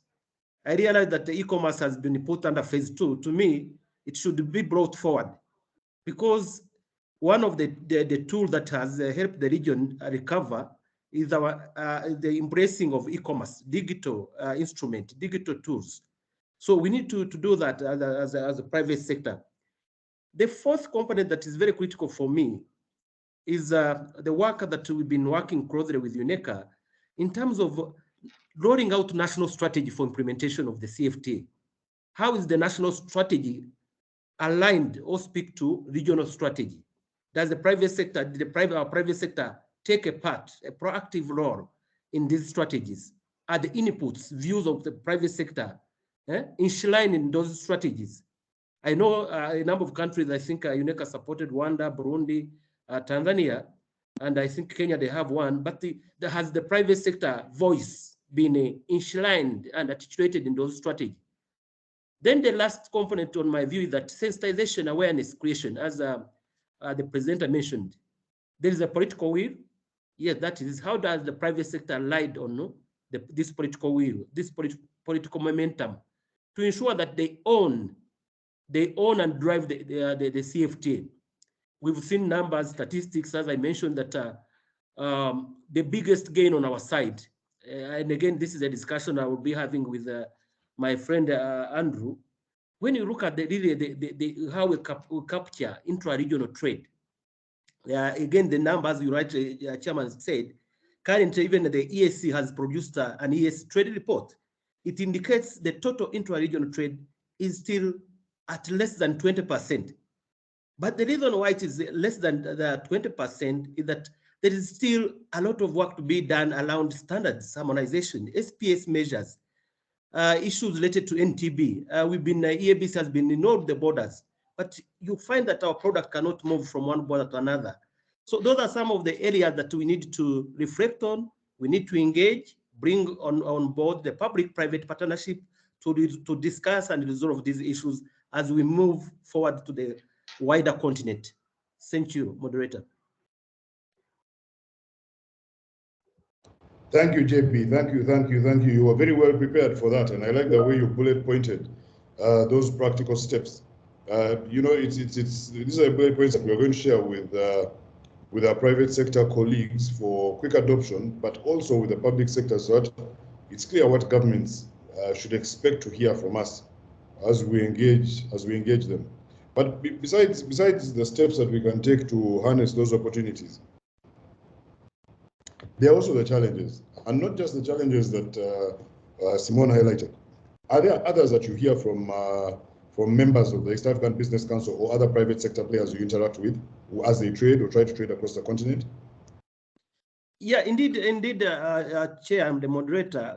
Let me say that while we've tried to harmonize and implement the customs union, the common market protocol, and we are one of the advanced regional integration grouping compared to other 8 legs recognized by African Union. But there are areas that we are still lagging behind. One of the areas is the harmonization of domestic taxes. And that creates what we call the distortion, business distortion. You find like in Kenya, their VAT is 18. I think Kenya is 16, Rwanda is 18. I think Uganda also is around 16. And you find even withholding tax is also one of the areas that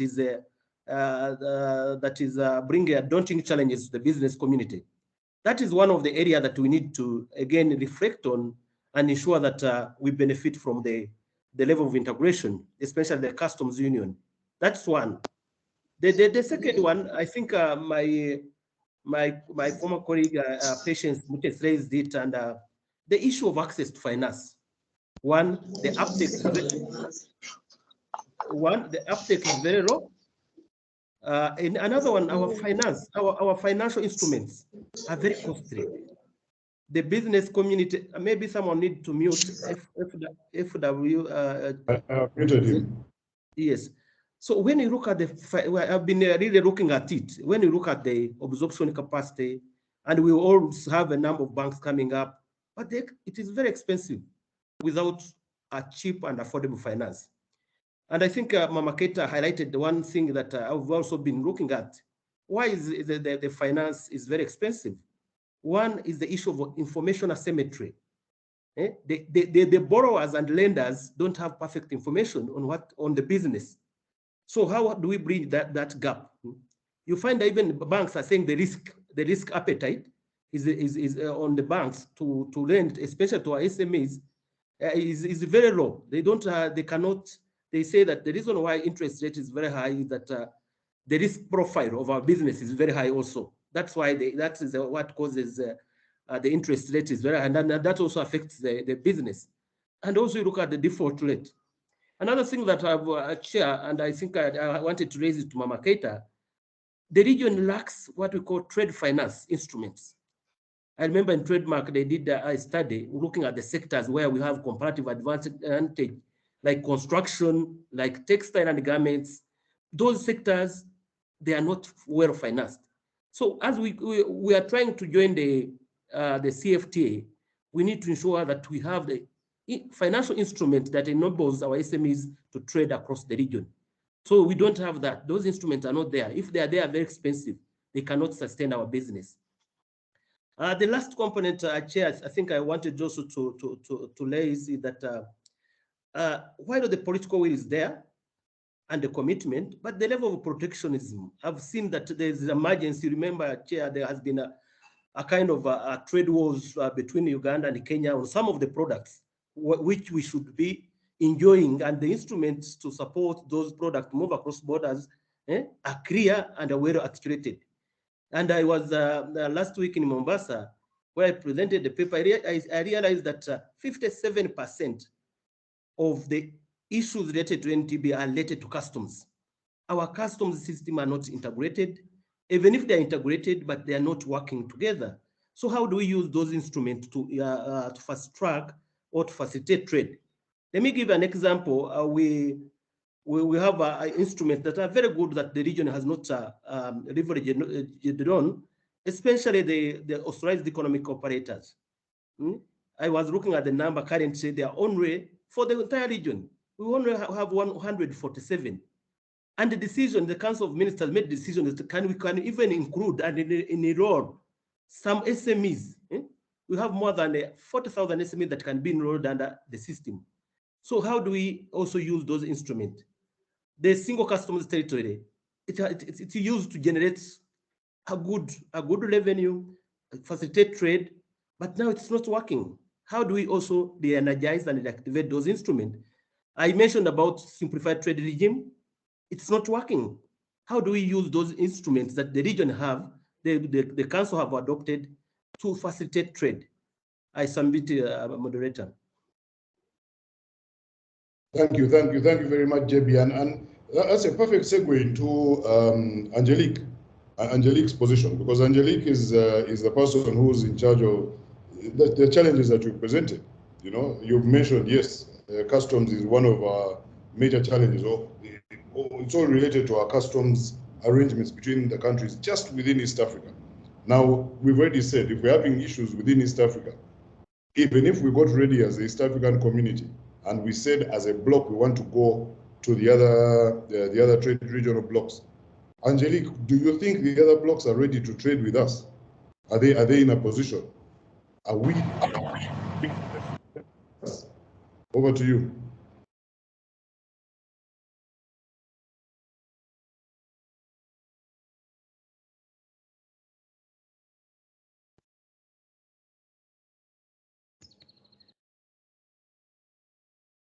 Okay, sorry about that. I'm just,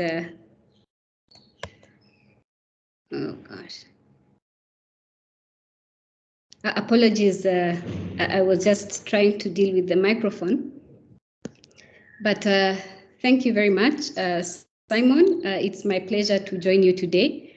And I'd also like to take this opportunity to commend EABC and UNECA for convening this important webinar and for extending an invitation to the EAC Secretariat.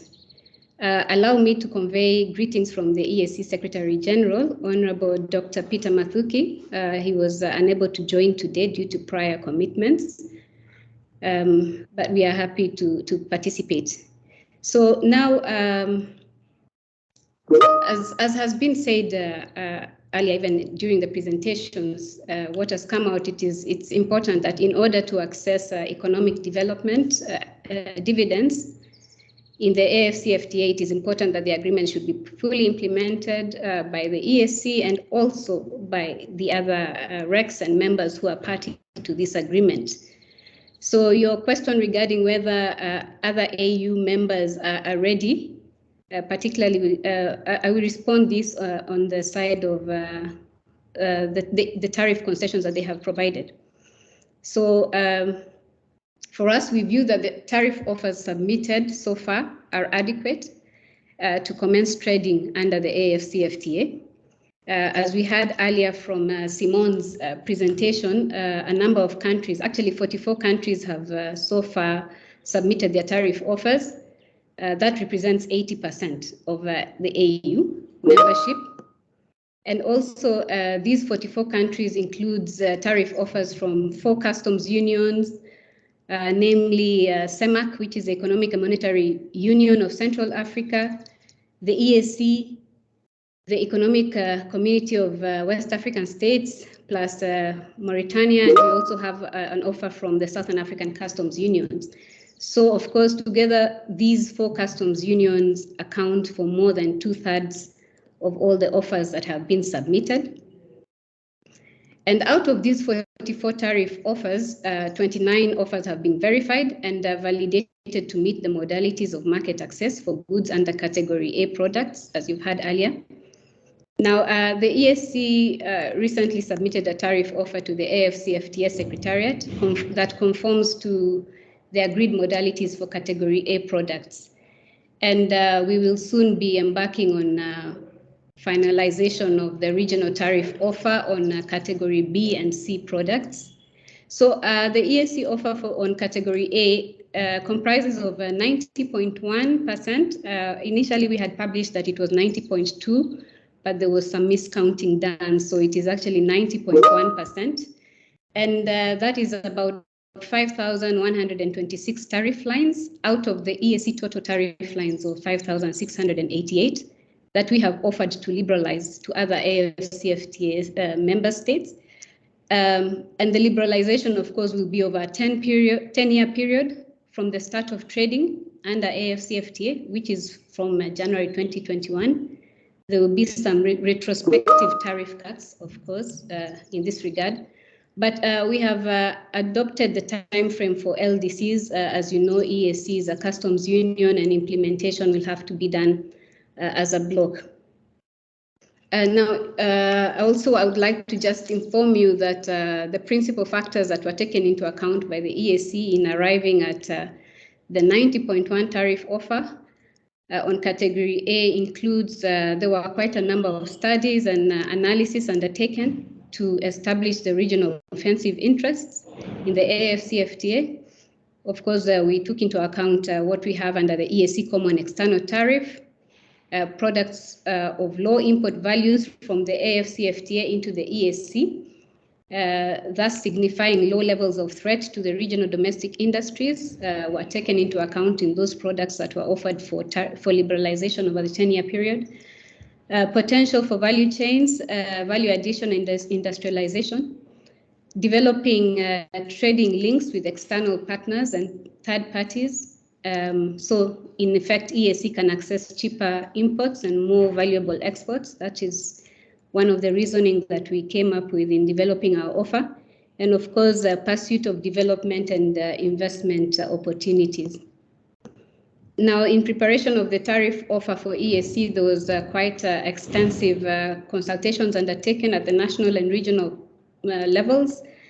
Of course, at the regional level, we had negotiating meetings held to agree on common positions for the EAC, taking into account the agreed modalities. And finally, consensus was reached on Category A. So we submitted that in advance while waiting to finalize what we are doing under Category B and C. And all tariff lines that had convergence among the 5 partner states, of course, were adopted for Category A products. And this regional process was continuous and complemented with each partner state's national consultations to reach on consensus. Now, I would also like to point out that implementation of the AfCFTA by the EAC will require that we adopt and harmonize our instruments as much as possible with those of the AfCFTA agreement.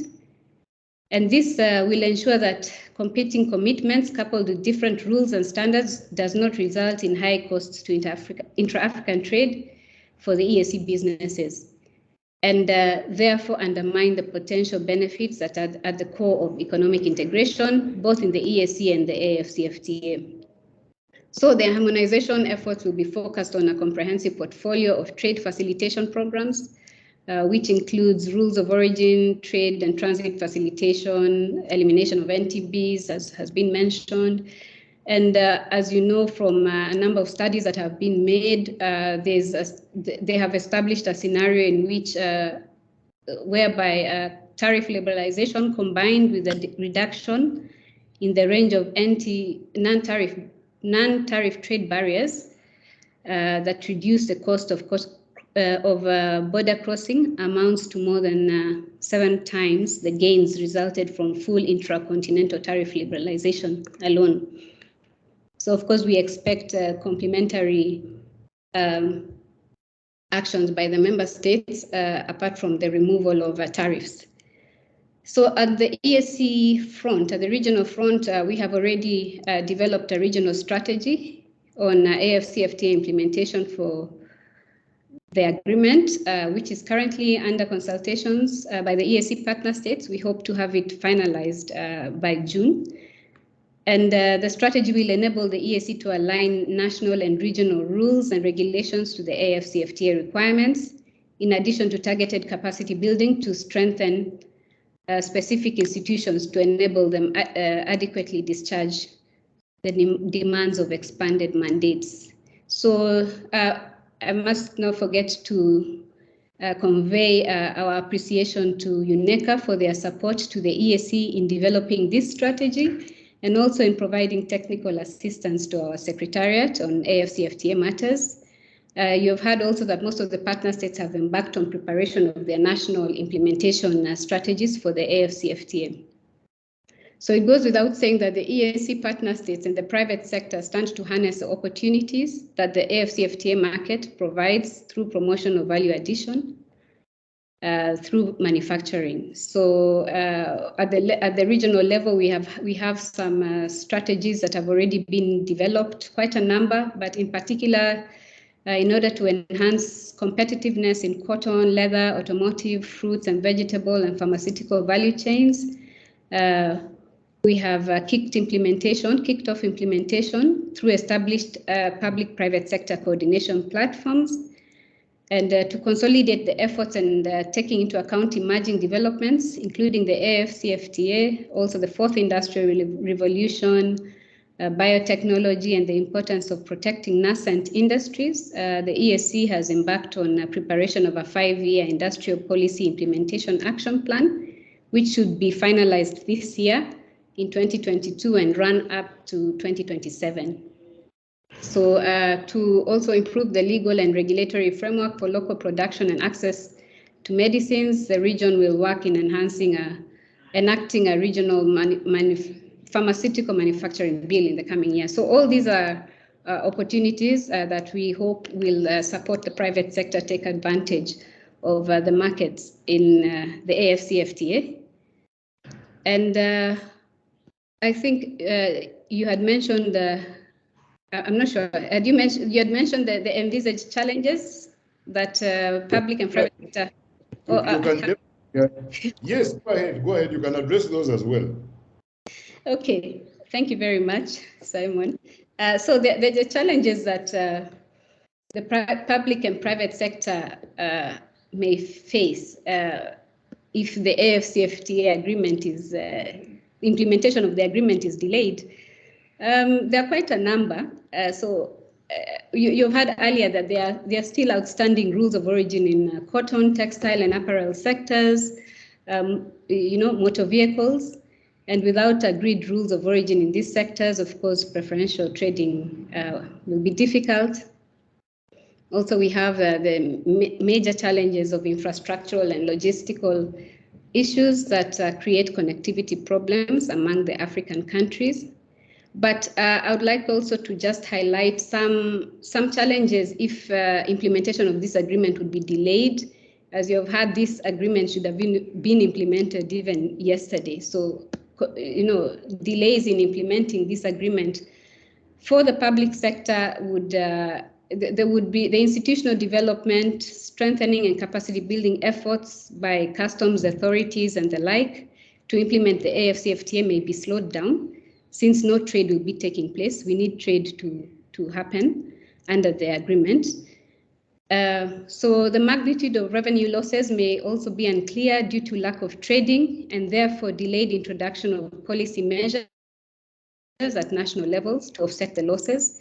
The implementation of preferential tariffs under AfCFTA Category A products is expected to result in revenue losses in certain product lines, though not significant according to estimates.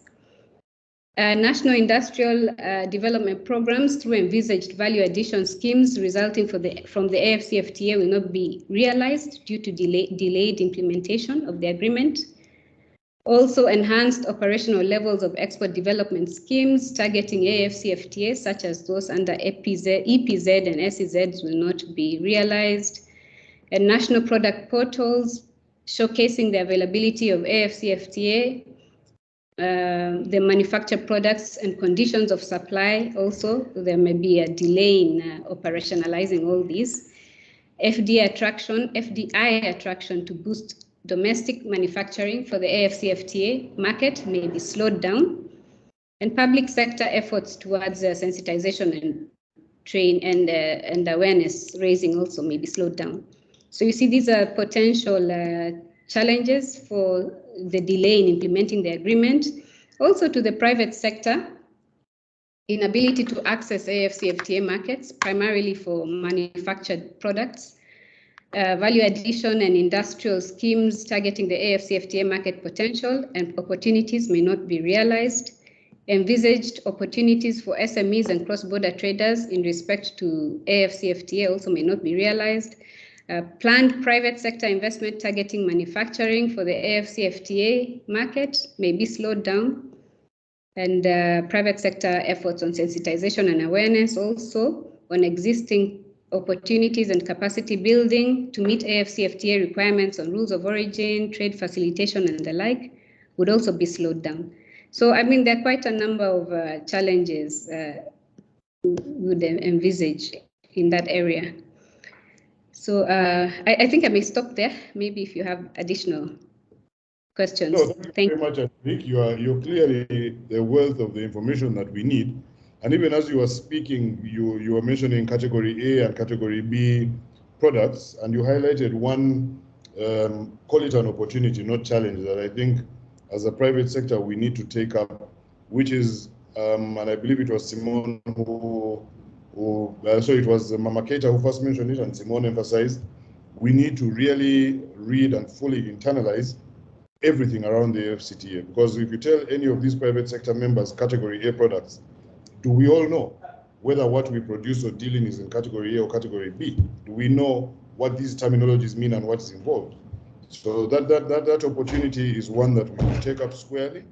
And I think, JB, you are best positioned to use the EABC to conduct the sensitization and awareness for all the private sector players to take full advantage of the opportunity that we have here. But that is only one ingredient. Mr. Paul Makanza from the Confederation of Tanzanian Industries, you're very welcome. Vice Chair of CIT. You might be in a good position to highlight other ingredients that would ensure that industry and manufacturing in the EAC and industry and manufacturing, because we tend to trigger a lot, unlock, upstream, downstream. What ingredients should we become competitive in order to take full advantage of the AfCFTA? Thank you. Can you hear me? Hello? Yes, we can hear you clearly. Okay, thank you very much. Let me also join my colleagues in thanking the organizers, the EABC, East African Community Secretariat, and everybody present here. And thanks for the opportunity to invite me to participate in this panel. Now, I've listened to all the conversations, okay, and it's all about trade and investment, intra-African trade and investment in goods and services and so forth. In order to make that work, especially for enterprises, it's all about being competitive, okay? And I mean, as business people, we know we compete on a number of matrices in terms of quality, in terms of price, in terms of services, and so forth. Okay. Now, any good business would know this, you know, this would be a given in order to actually have a seat on the table, in order to be able to compete. Now, what is critically important is not so much what we need to trade and so on. It's really about lowering the cost of doing business amongst ourselves, okay? And this goes down to a few critical issues, which can actually be summed up in terms of having a conducive investment climate and business environment within our own countries, and hopefully throughout the whole continent. And I think a number of previous speakers have touched on these, ranging from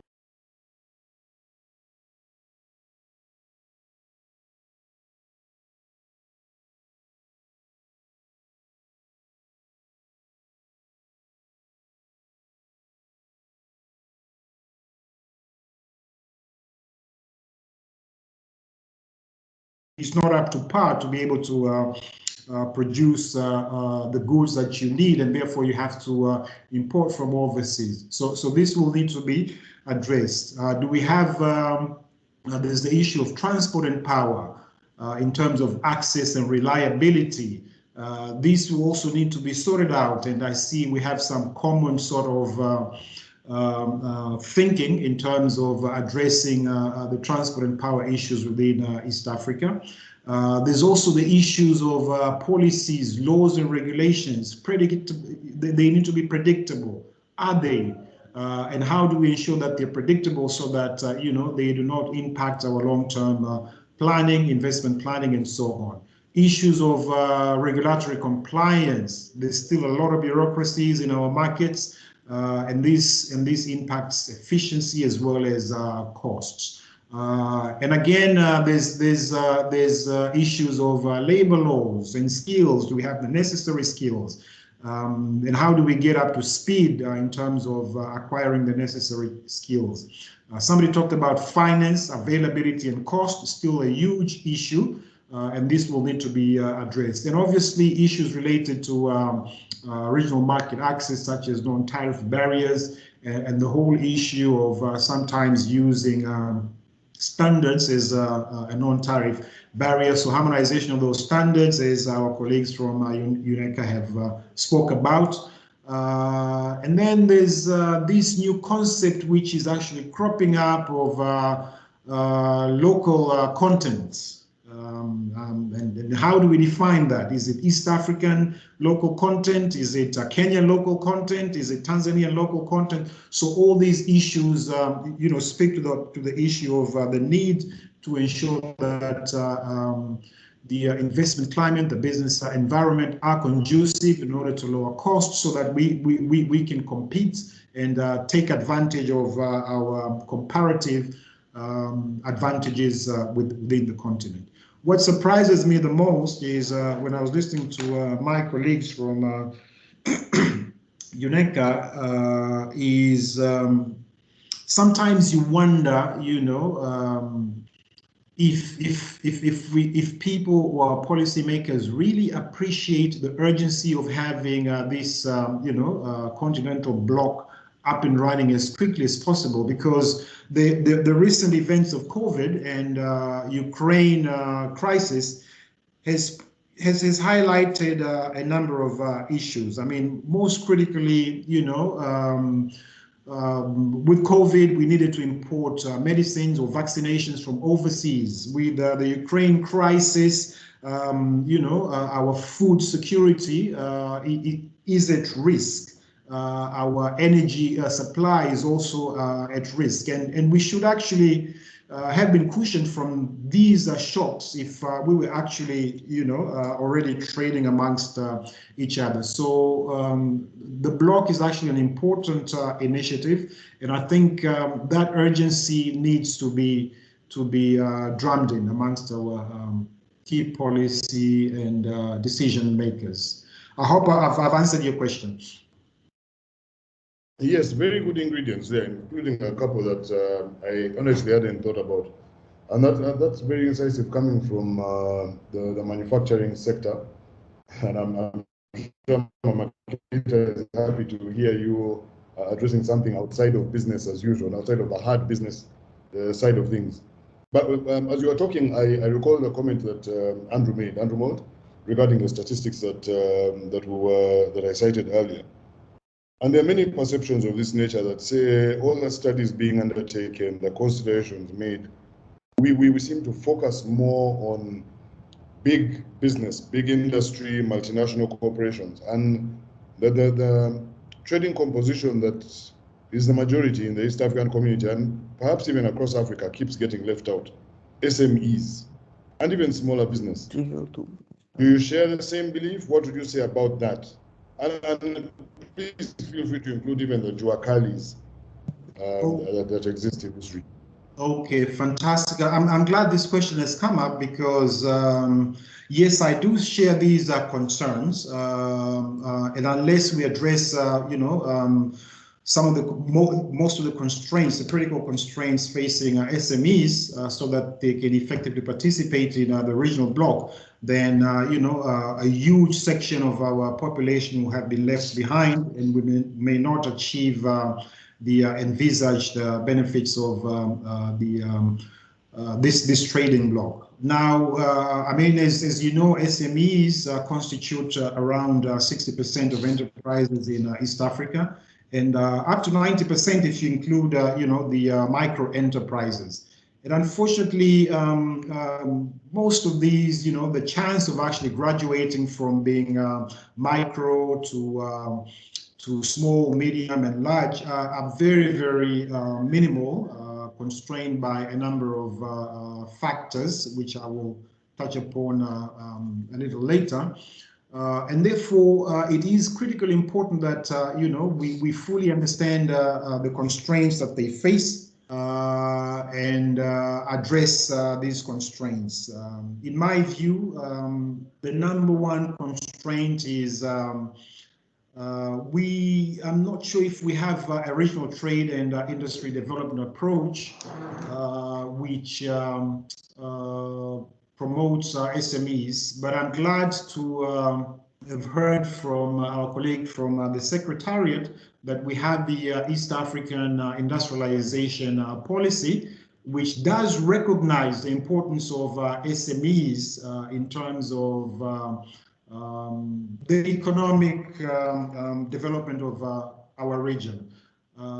However, I'm a bit concerned that this policy, industrialization policy, was developed for 2012, 2030, and we seem to be behind in terms of implementation.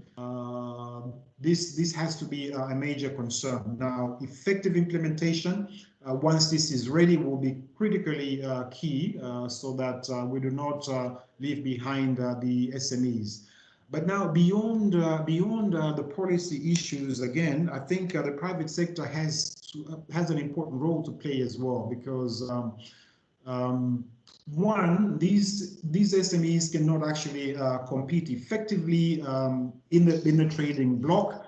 They actually need to up their game within the domestic markets first, in my personal view, meaning that they need to move from being small to medium to large, and this can only happen if the larger or the medium actually support the levels below. I don't know how we do this. This will require some creative solutions, but the private sector, has a critical role to play in this. We have to promote those. Obviously, there will be spillover effects as a result of the intra-Africa trade from the larger enterprises to the smaller ones. But the issue should not for the smaller ones, SMEs to remain SMEs. They should actually upgrade, transform from where they are to the next level. And therefore, we will actually need to look into things like the internal capacities of these SMEs in terms of managerial expertise, in terms of technical expertise, in terms of the usage and adoption of technologies. We will need to address again the issue of access and cost of financing. These are extremely prohibitive for these smaller entities. Again, we also need to address the high transaction costs relative to the size of their businesses. And as the CEO Kalisa said, we do need to have a simplified trade regime so that SMEs can also effectively participate in the regional trading bloc. Thank you very much. Thank you very much. And I see lots of comments coming in, specifically one from Andrew that I'm going to ask him to elucidate on as we now go into the interactive session where we'll be taking hands for people to also make their contributions and responses to the panelists. Panelists, thank you very much for your contributions. Andrew, on the question of SMEs, would you like to make that point in response or reaction to Paul's? Yep, sure, I'd be happy to intervene, Simon. Yeah, sorry to be contrarian on this particular point, but I do feel quite strongly that a lot of the discussions that we're having around the AfCFTA are focused on SMEs.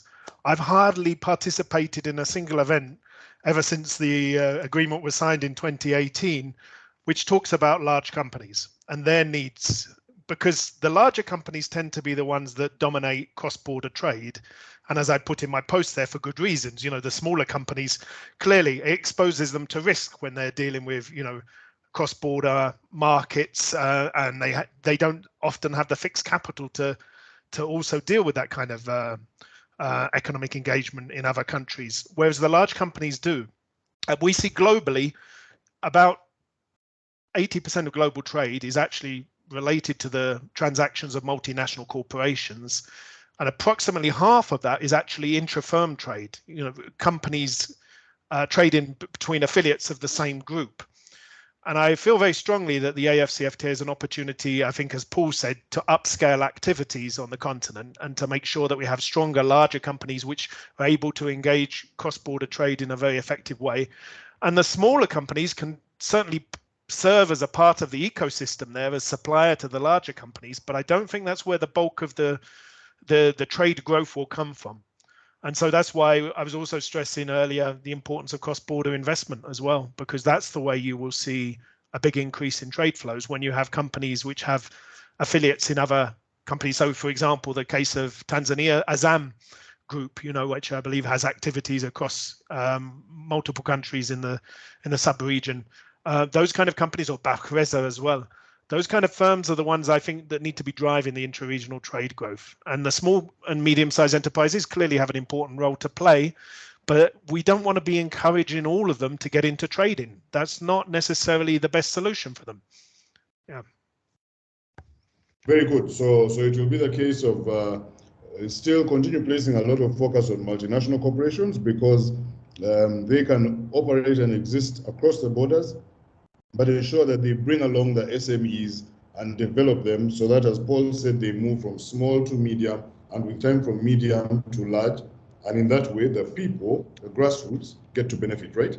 Yes, Simon. Yeah, but I would add one thing. I think it's very important that we listen very closely to what the problems those larger companies have in cross-border trade, because they are the ones that are responsible for the bulk of the volume currently, and they're the ones that are interested in, taking advantage of agreements like this. And I think people assume that they don't have any difficulties, and that's not the case.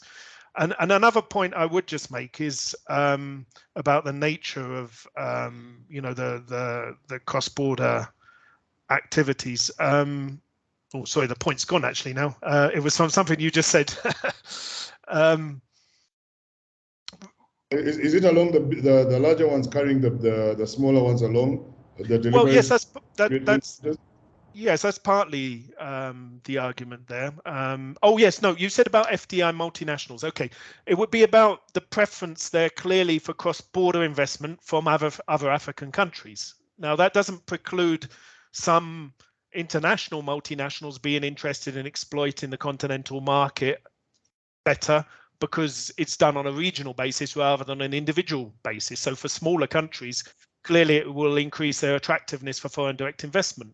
We've already heard companies like Volkswagen, Southern Africa, express a lot of interest in creating regional production platforms on the continental market. So they have a role, but clearly our preference should be for cross-border investment from other African countries, because that way you generate greater technology transfer, you're going to increase the cross-border trade flows more, and there's evidence even that suggests they create more employment because they have more labor-intensive technologies. So there's a number of reasons why we should be preferring, the African companies over companies from outside, but it doesn't preclude any kind of additional cross-border investment. Yeah.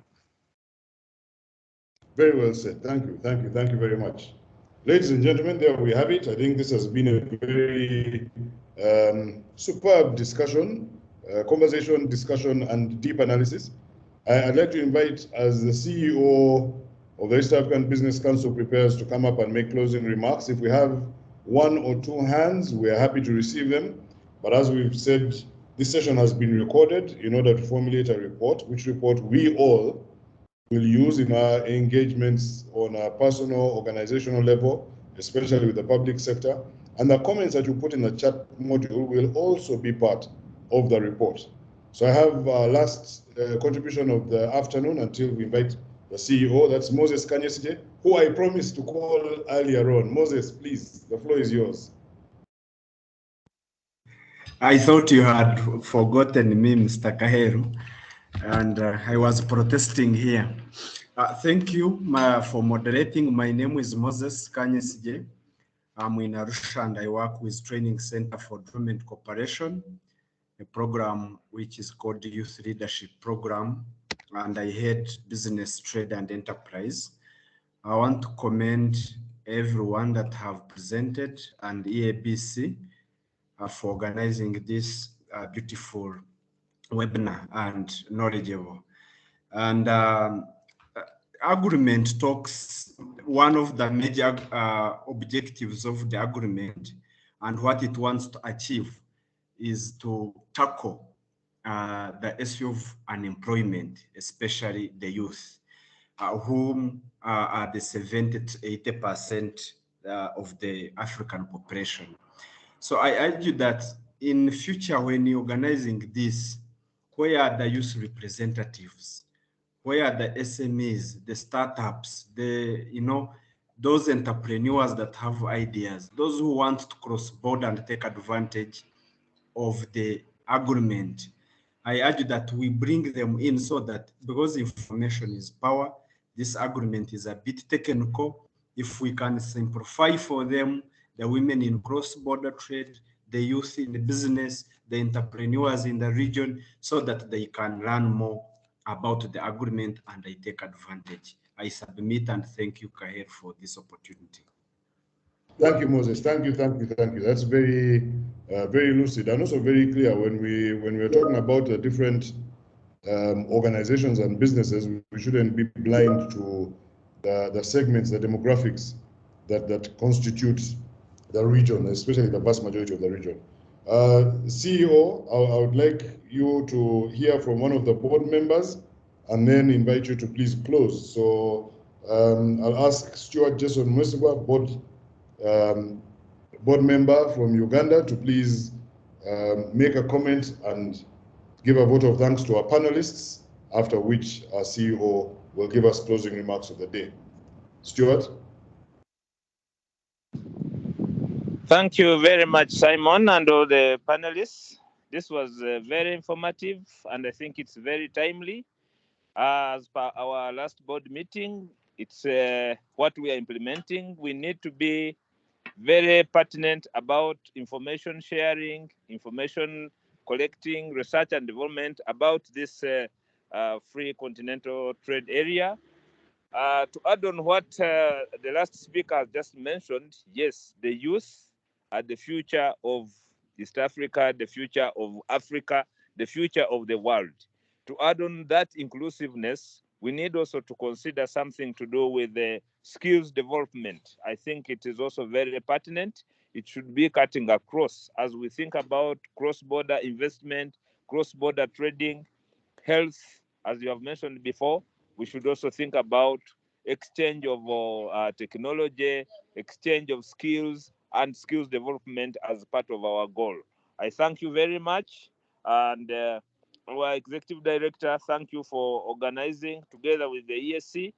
I would love to see more and more partner states participating in this. You have had many participants. When I check, out of the 131 members who have been listening or who have been contributing, there's a lot more we need to do. But thank you very much, everyone. This is the first step of the journey of 1,000 miles. Have a nice day.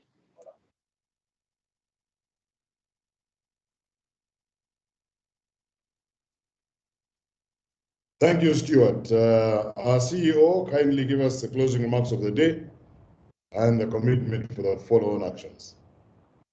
JB, over to you. Yeah, thank you. Thank you very much, Chairman of Advocacy Committee, Simon, for excellent moderation. I want really to put on a record that you've moderated well this session. Allow me also to appreciate UNECA team led by Mama Keita for the excellent presentation they have done, they have delivered, and we want, as EABC, we commit to continue to work with them in terms of raising awareness. Again, as it has been highlighted, in what does it mean to the business community? This tariff of 90.2%, what does it mean to the business community? So we commit, Chair, as you said, we commit ourselves to organize more sessions.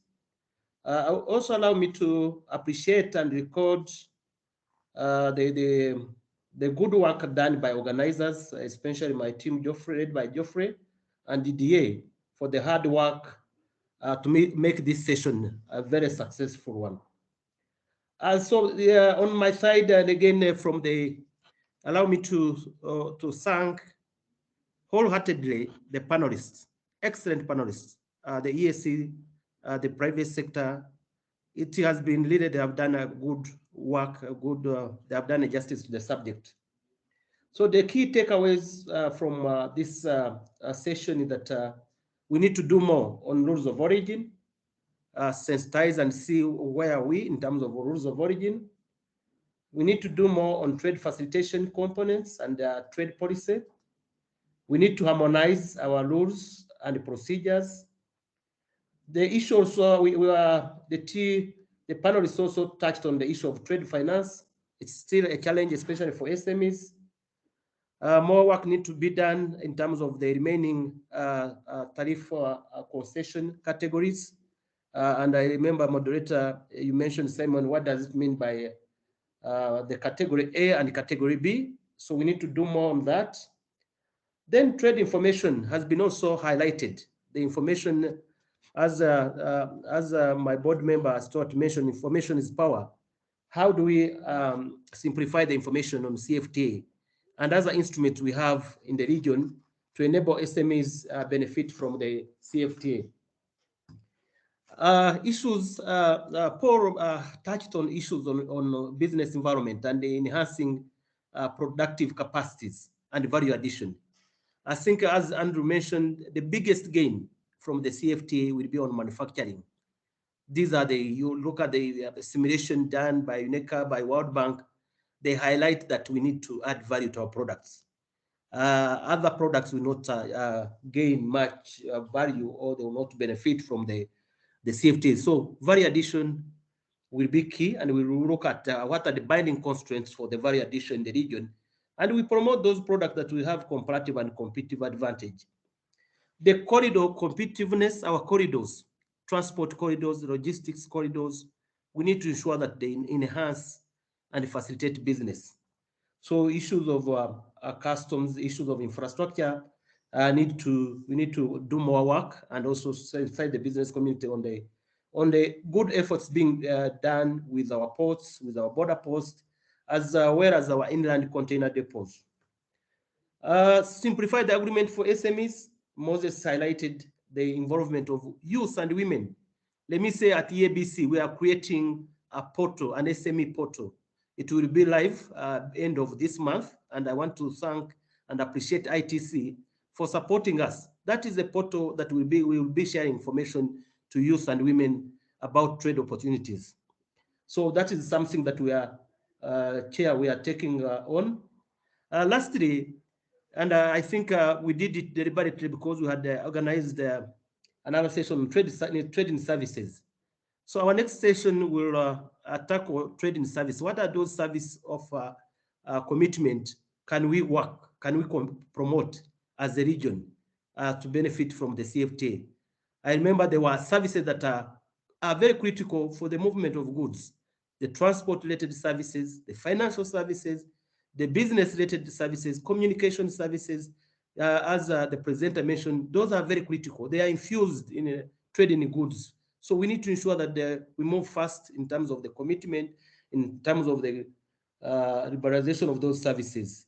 So with those few closing remarks, I want again to thank you, moderator, thank all the panelists, thank everyone, all the good participants. I was looking at the numbers. We had 151, more than 151 participants for this webinar. So, Leader, I want to appreciate everyone, and I wish you a very good afternoon and bon appetit. Have a good lunch. Asante sana.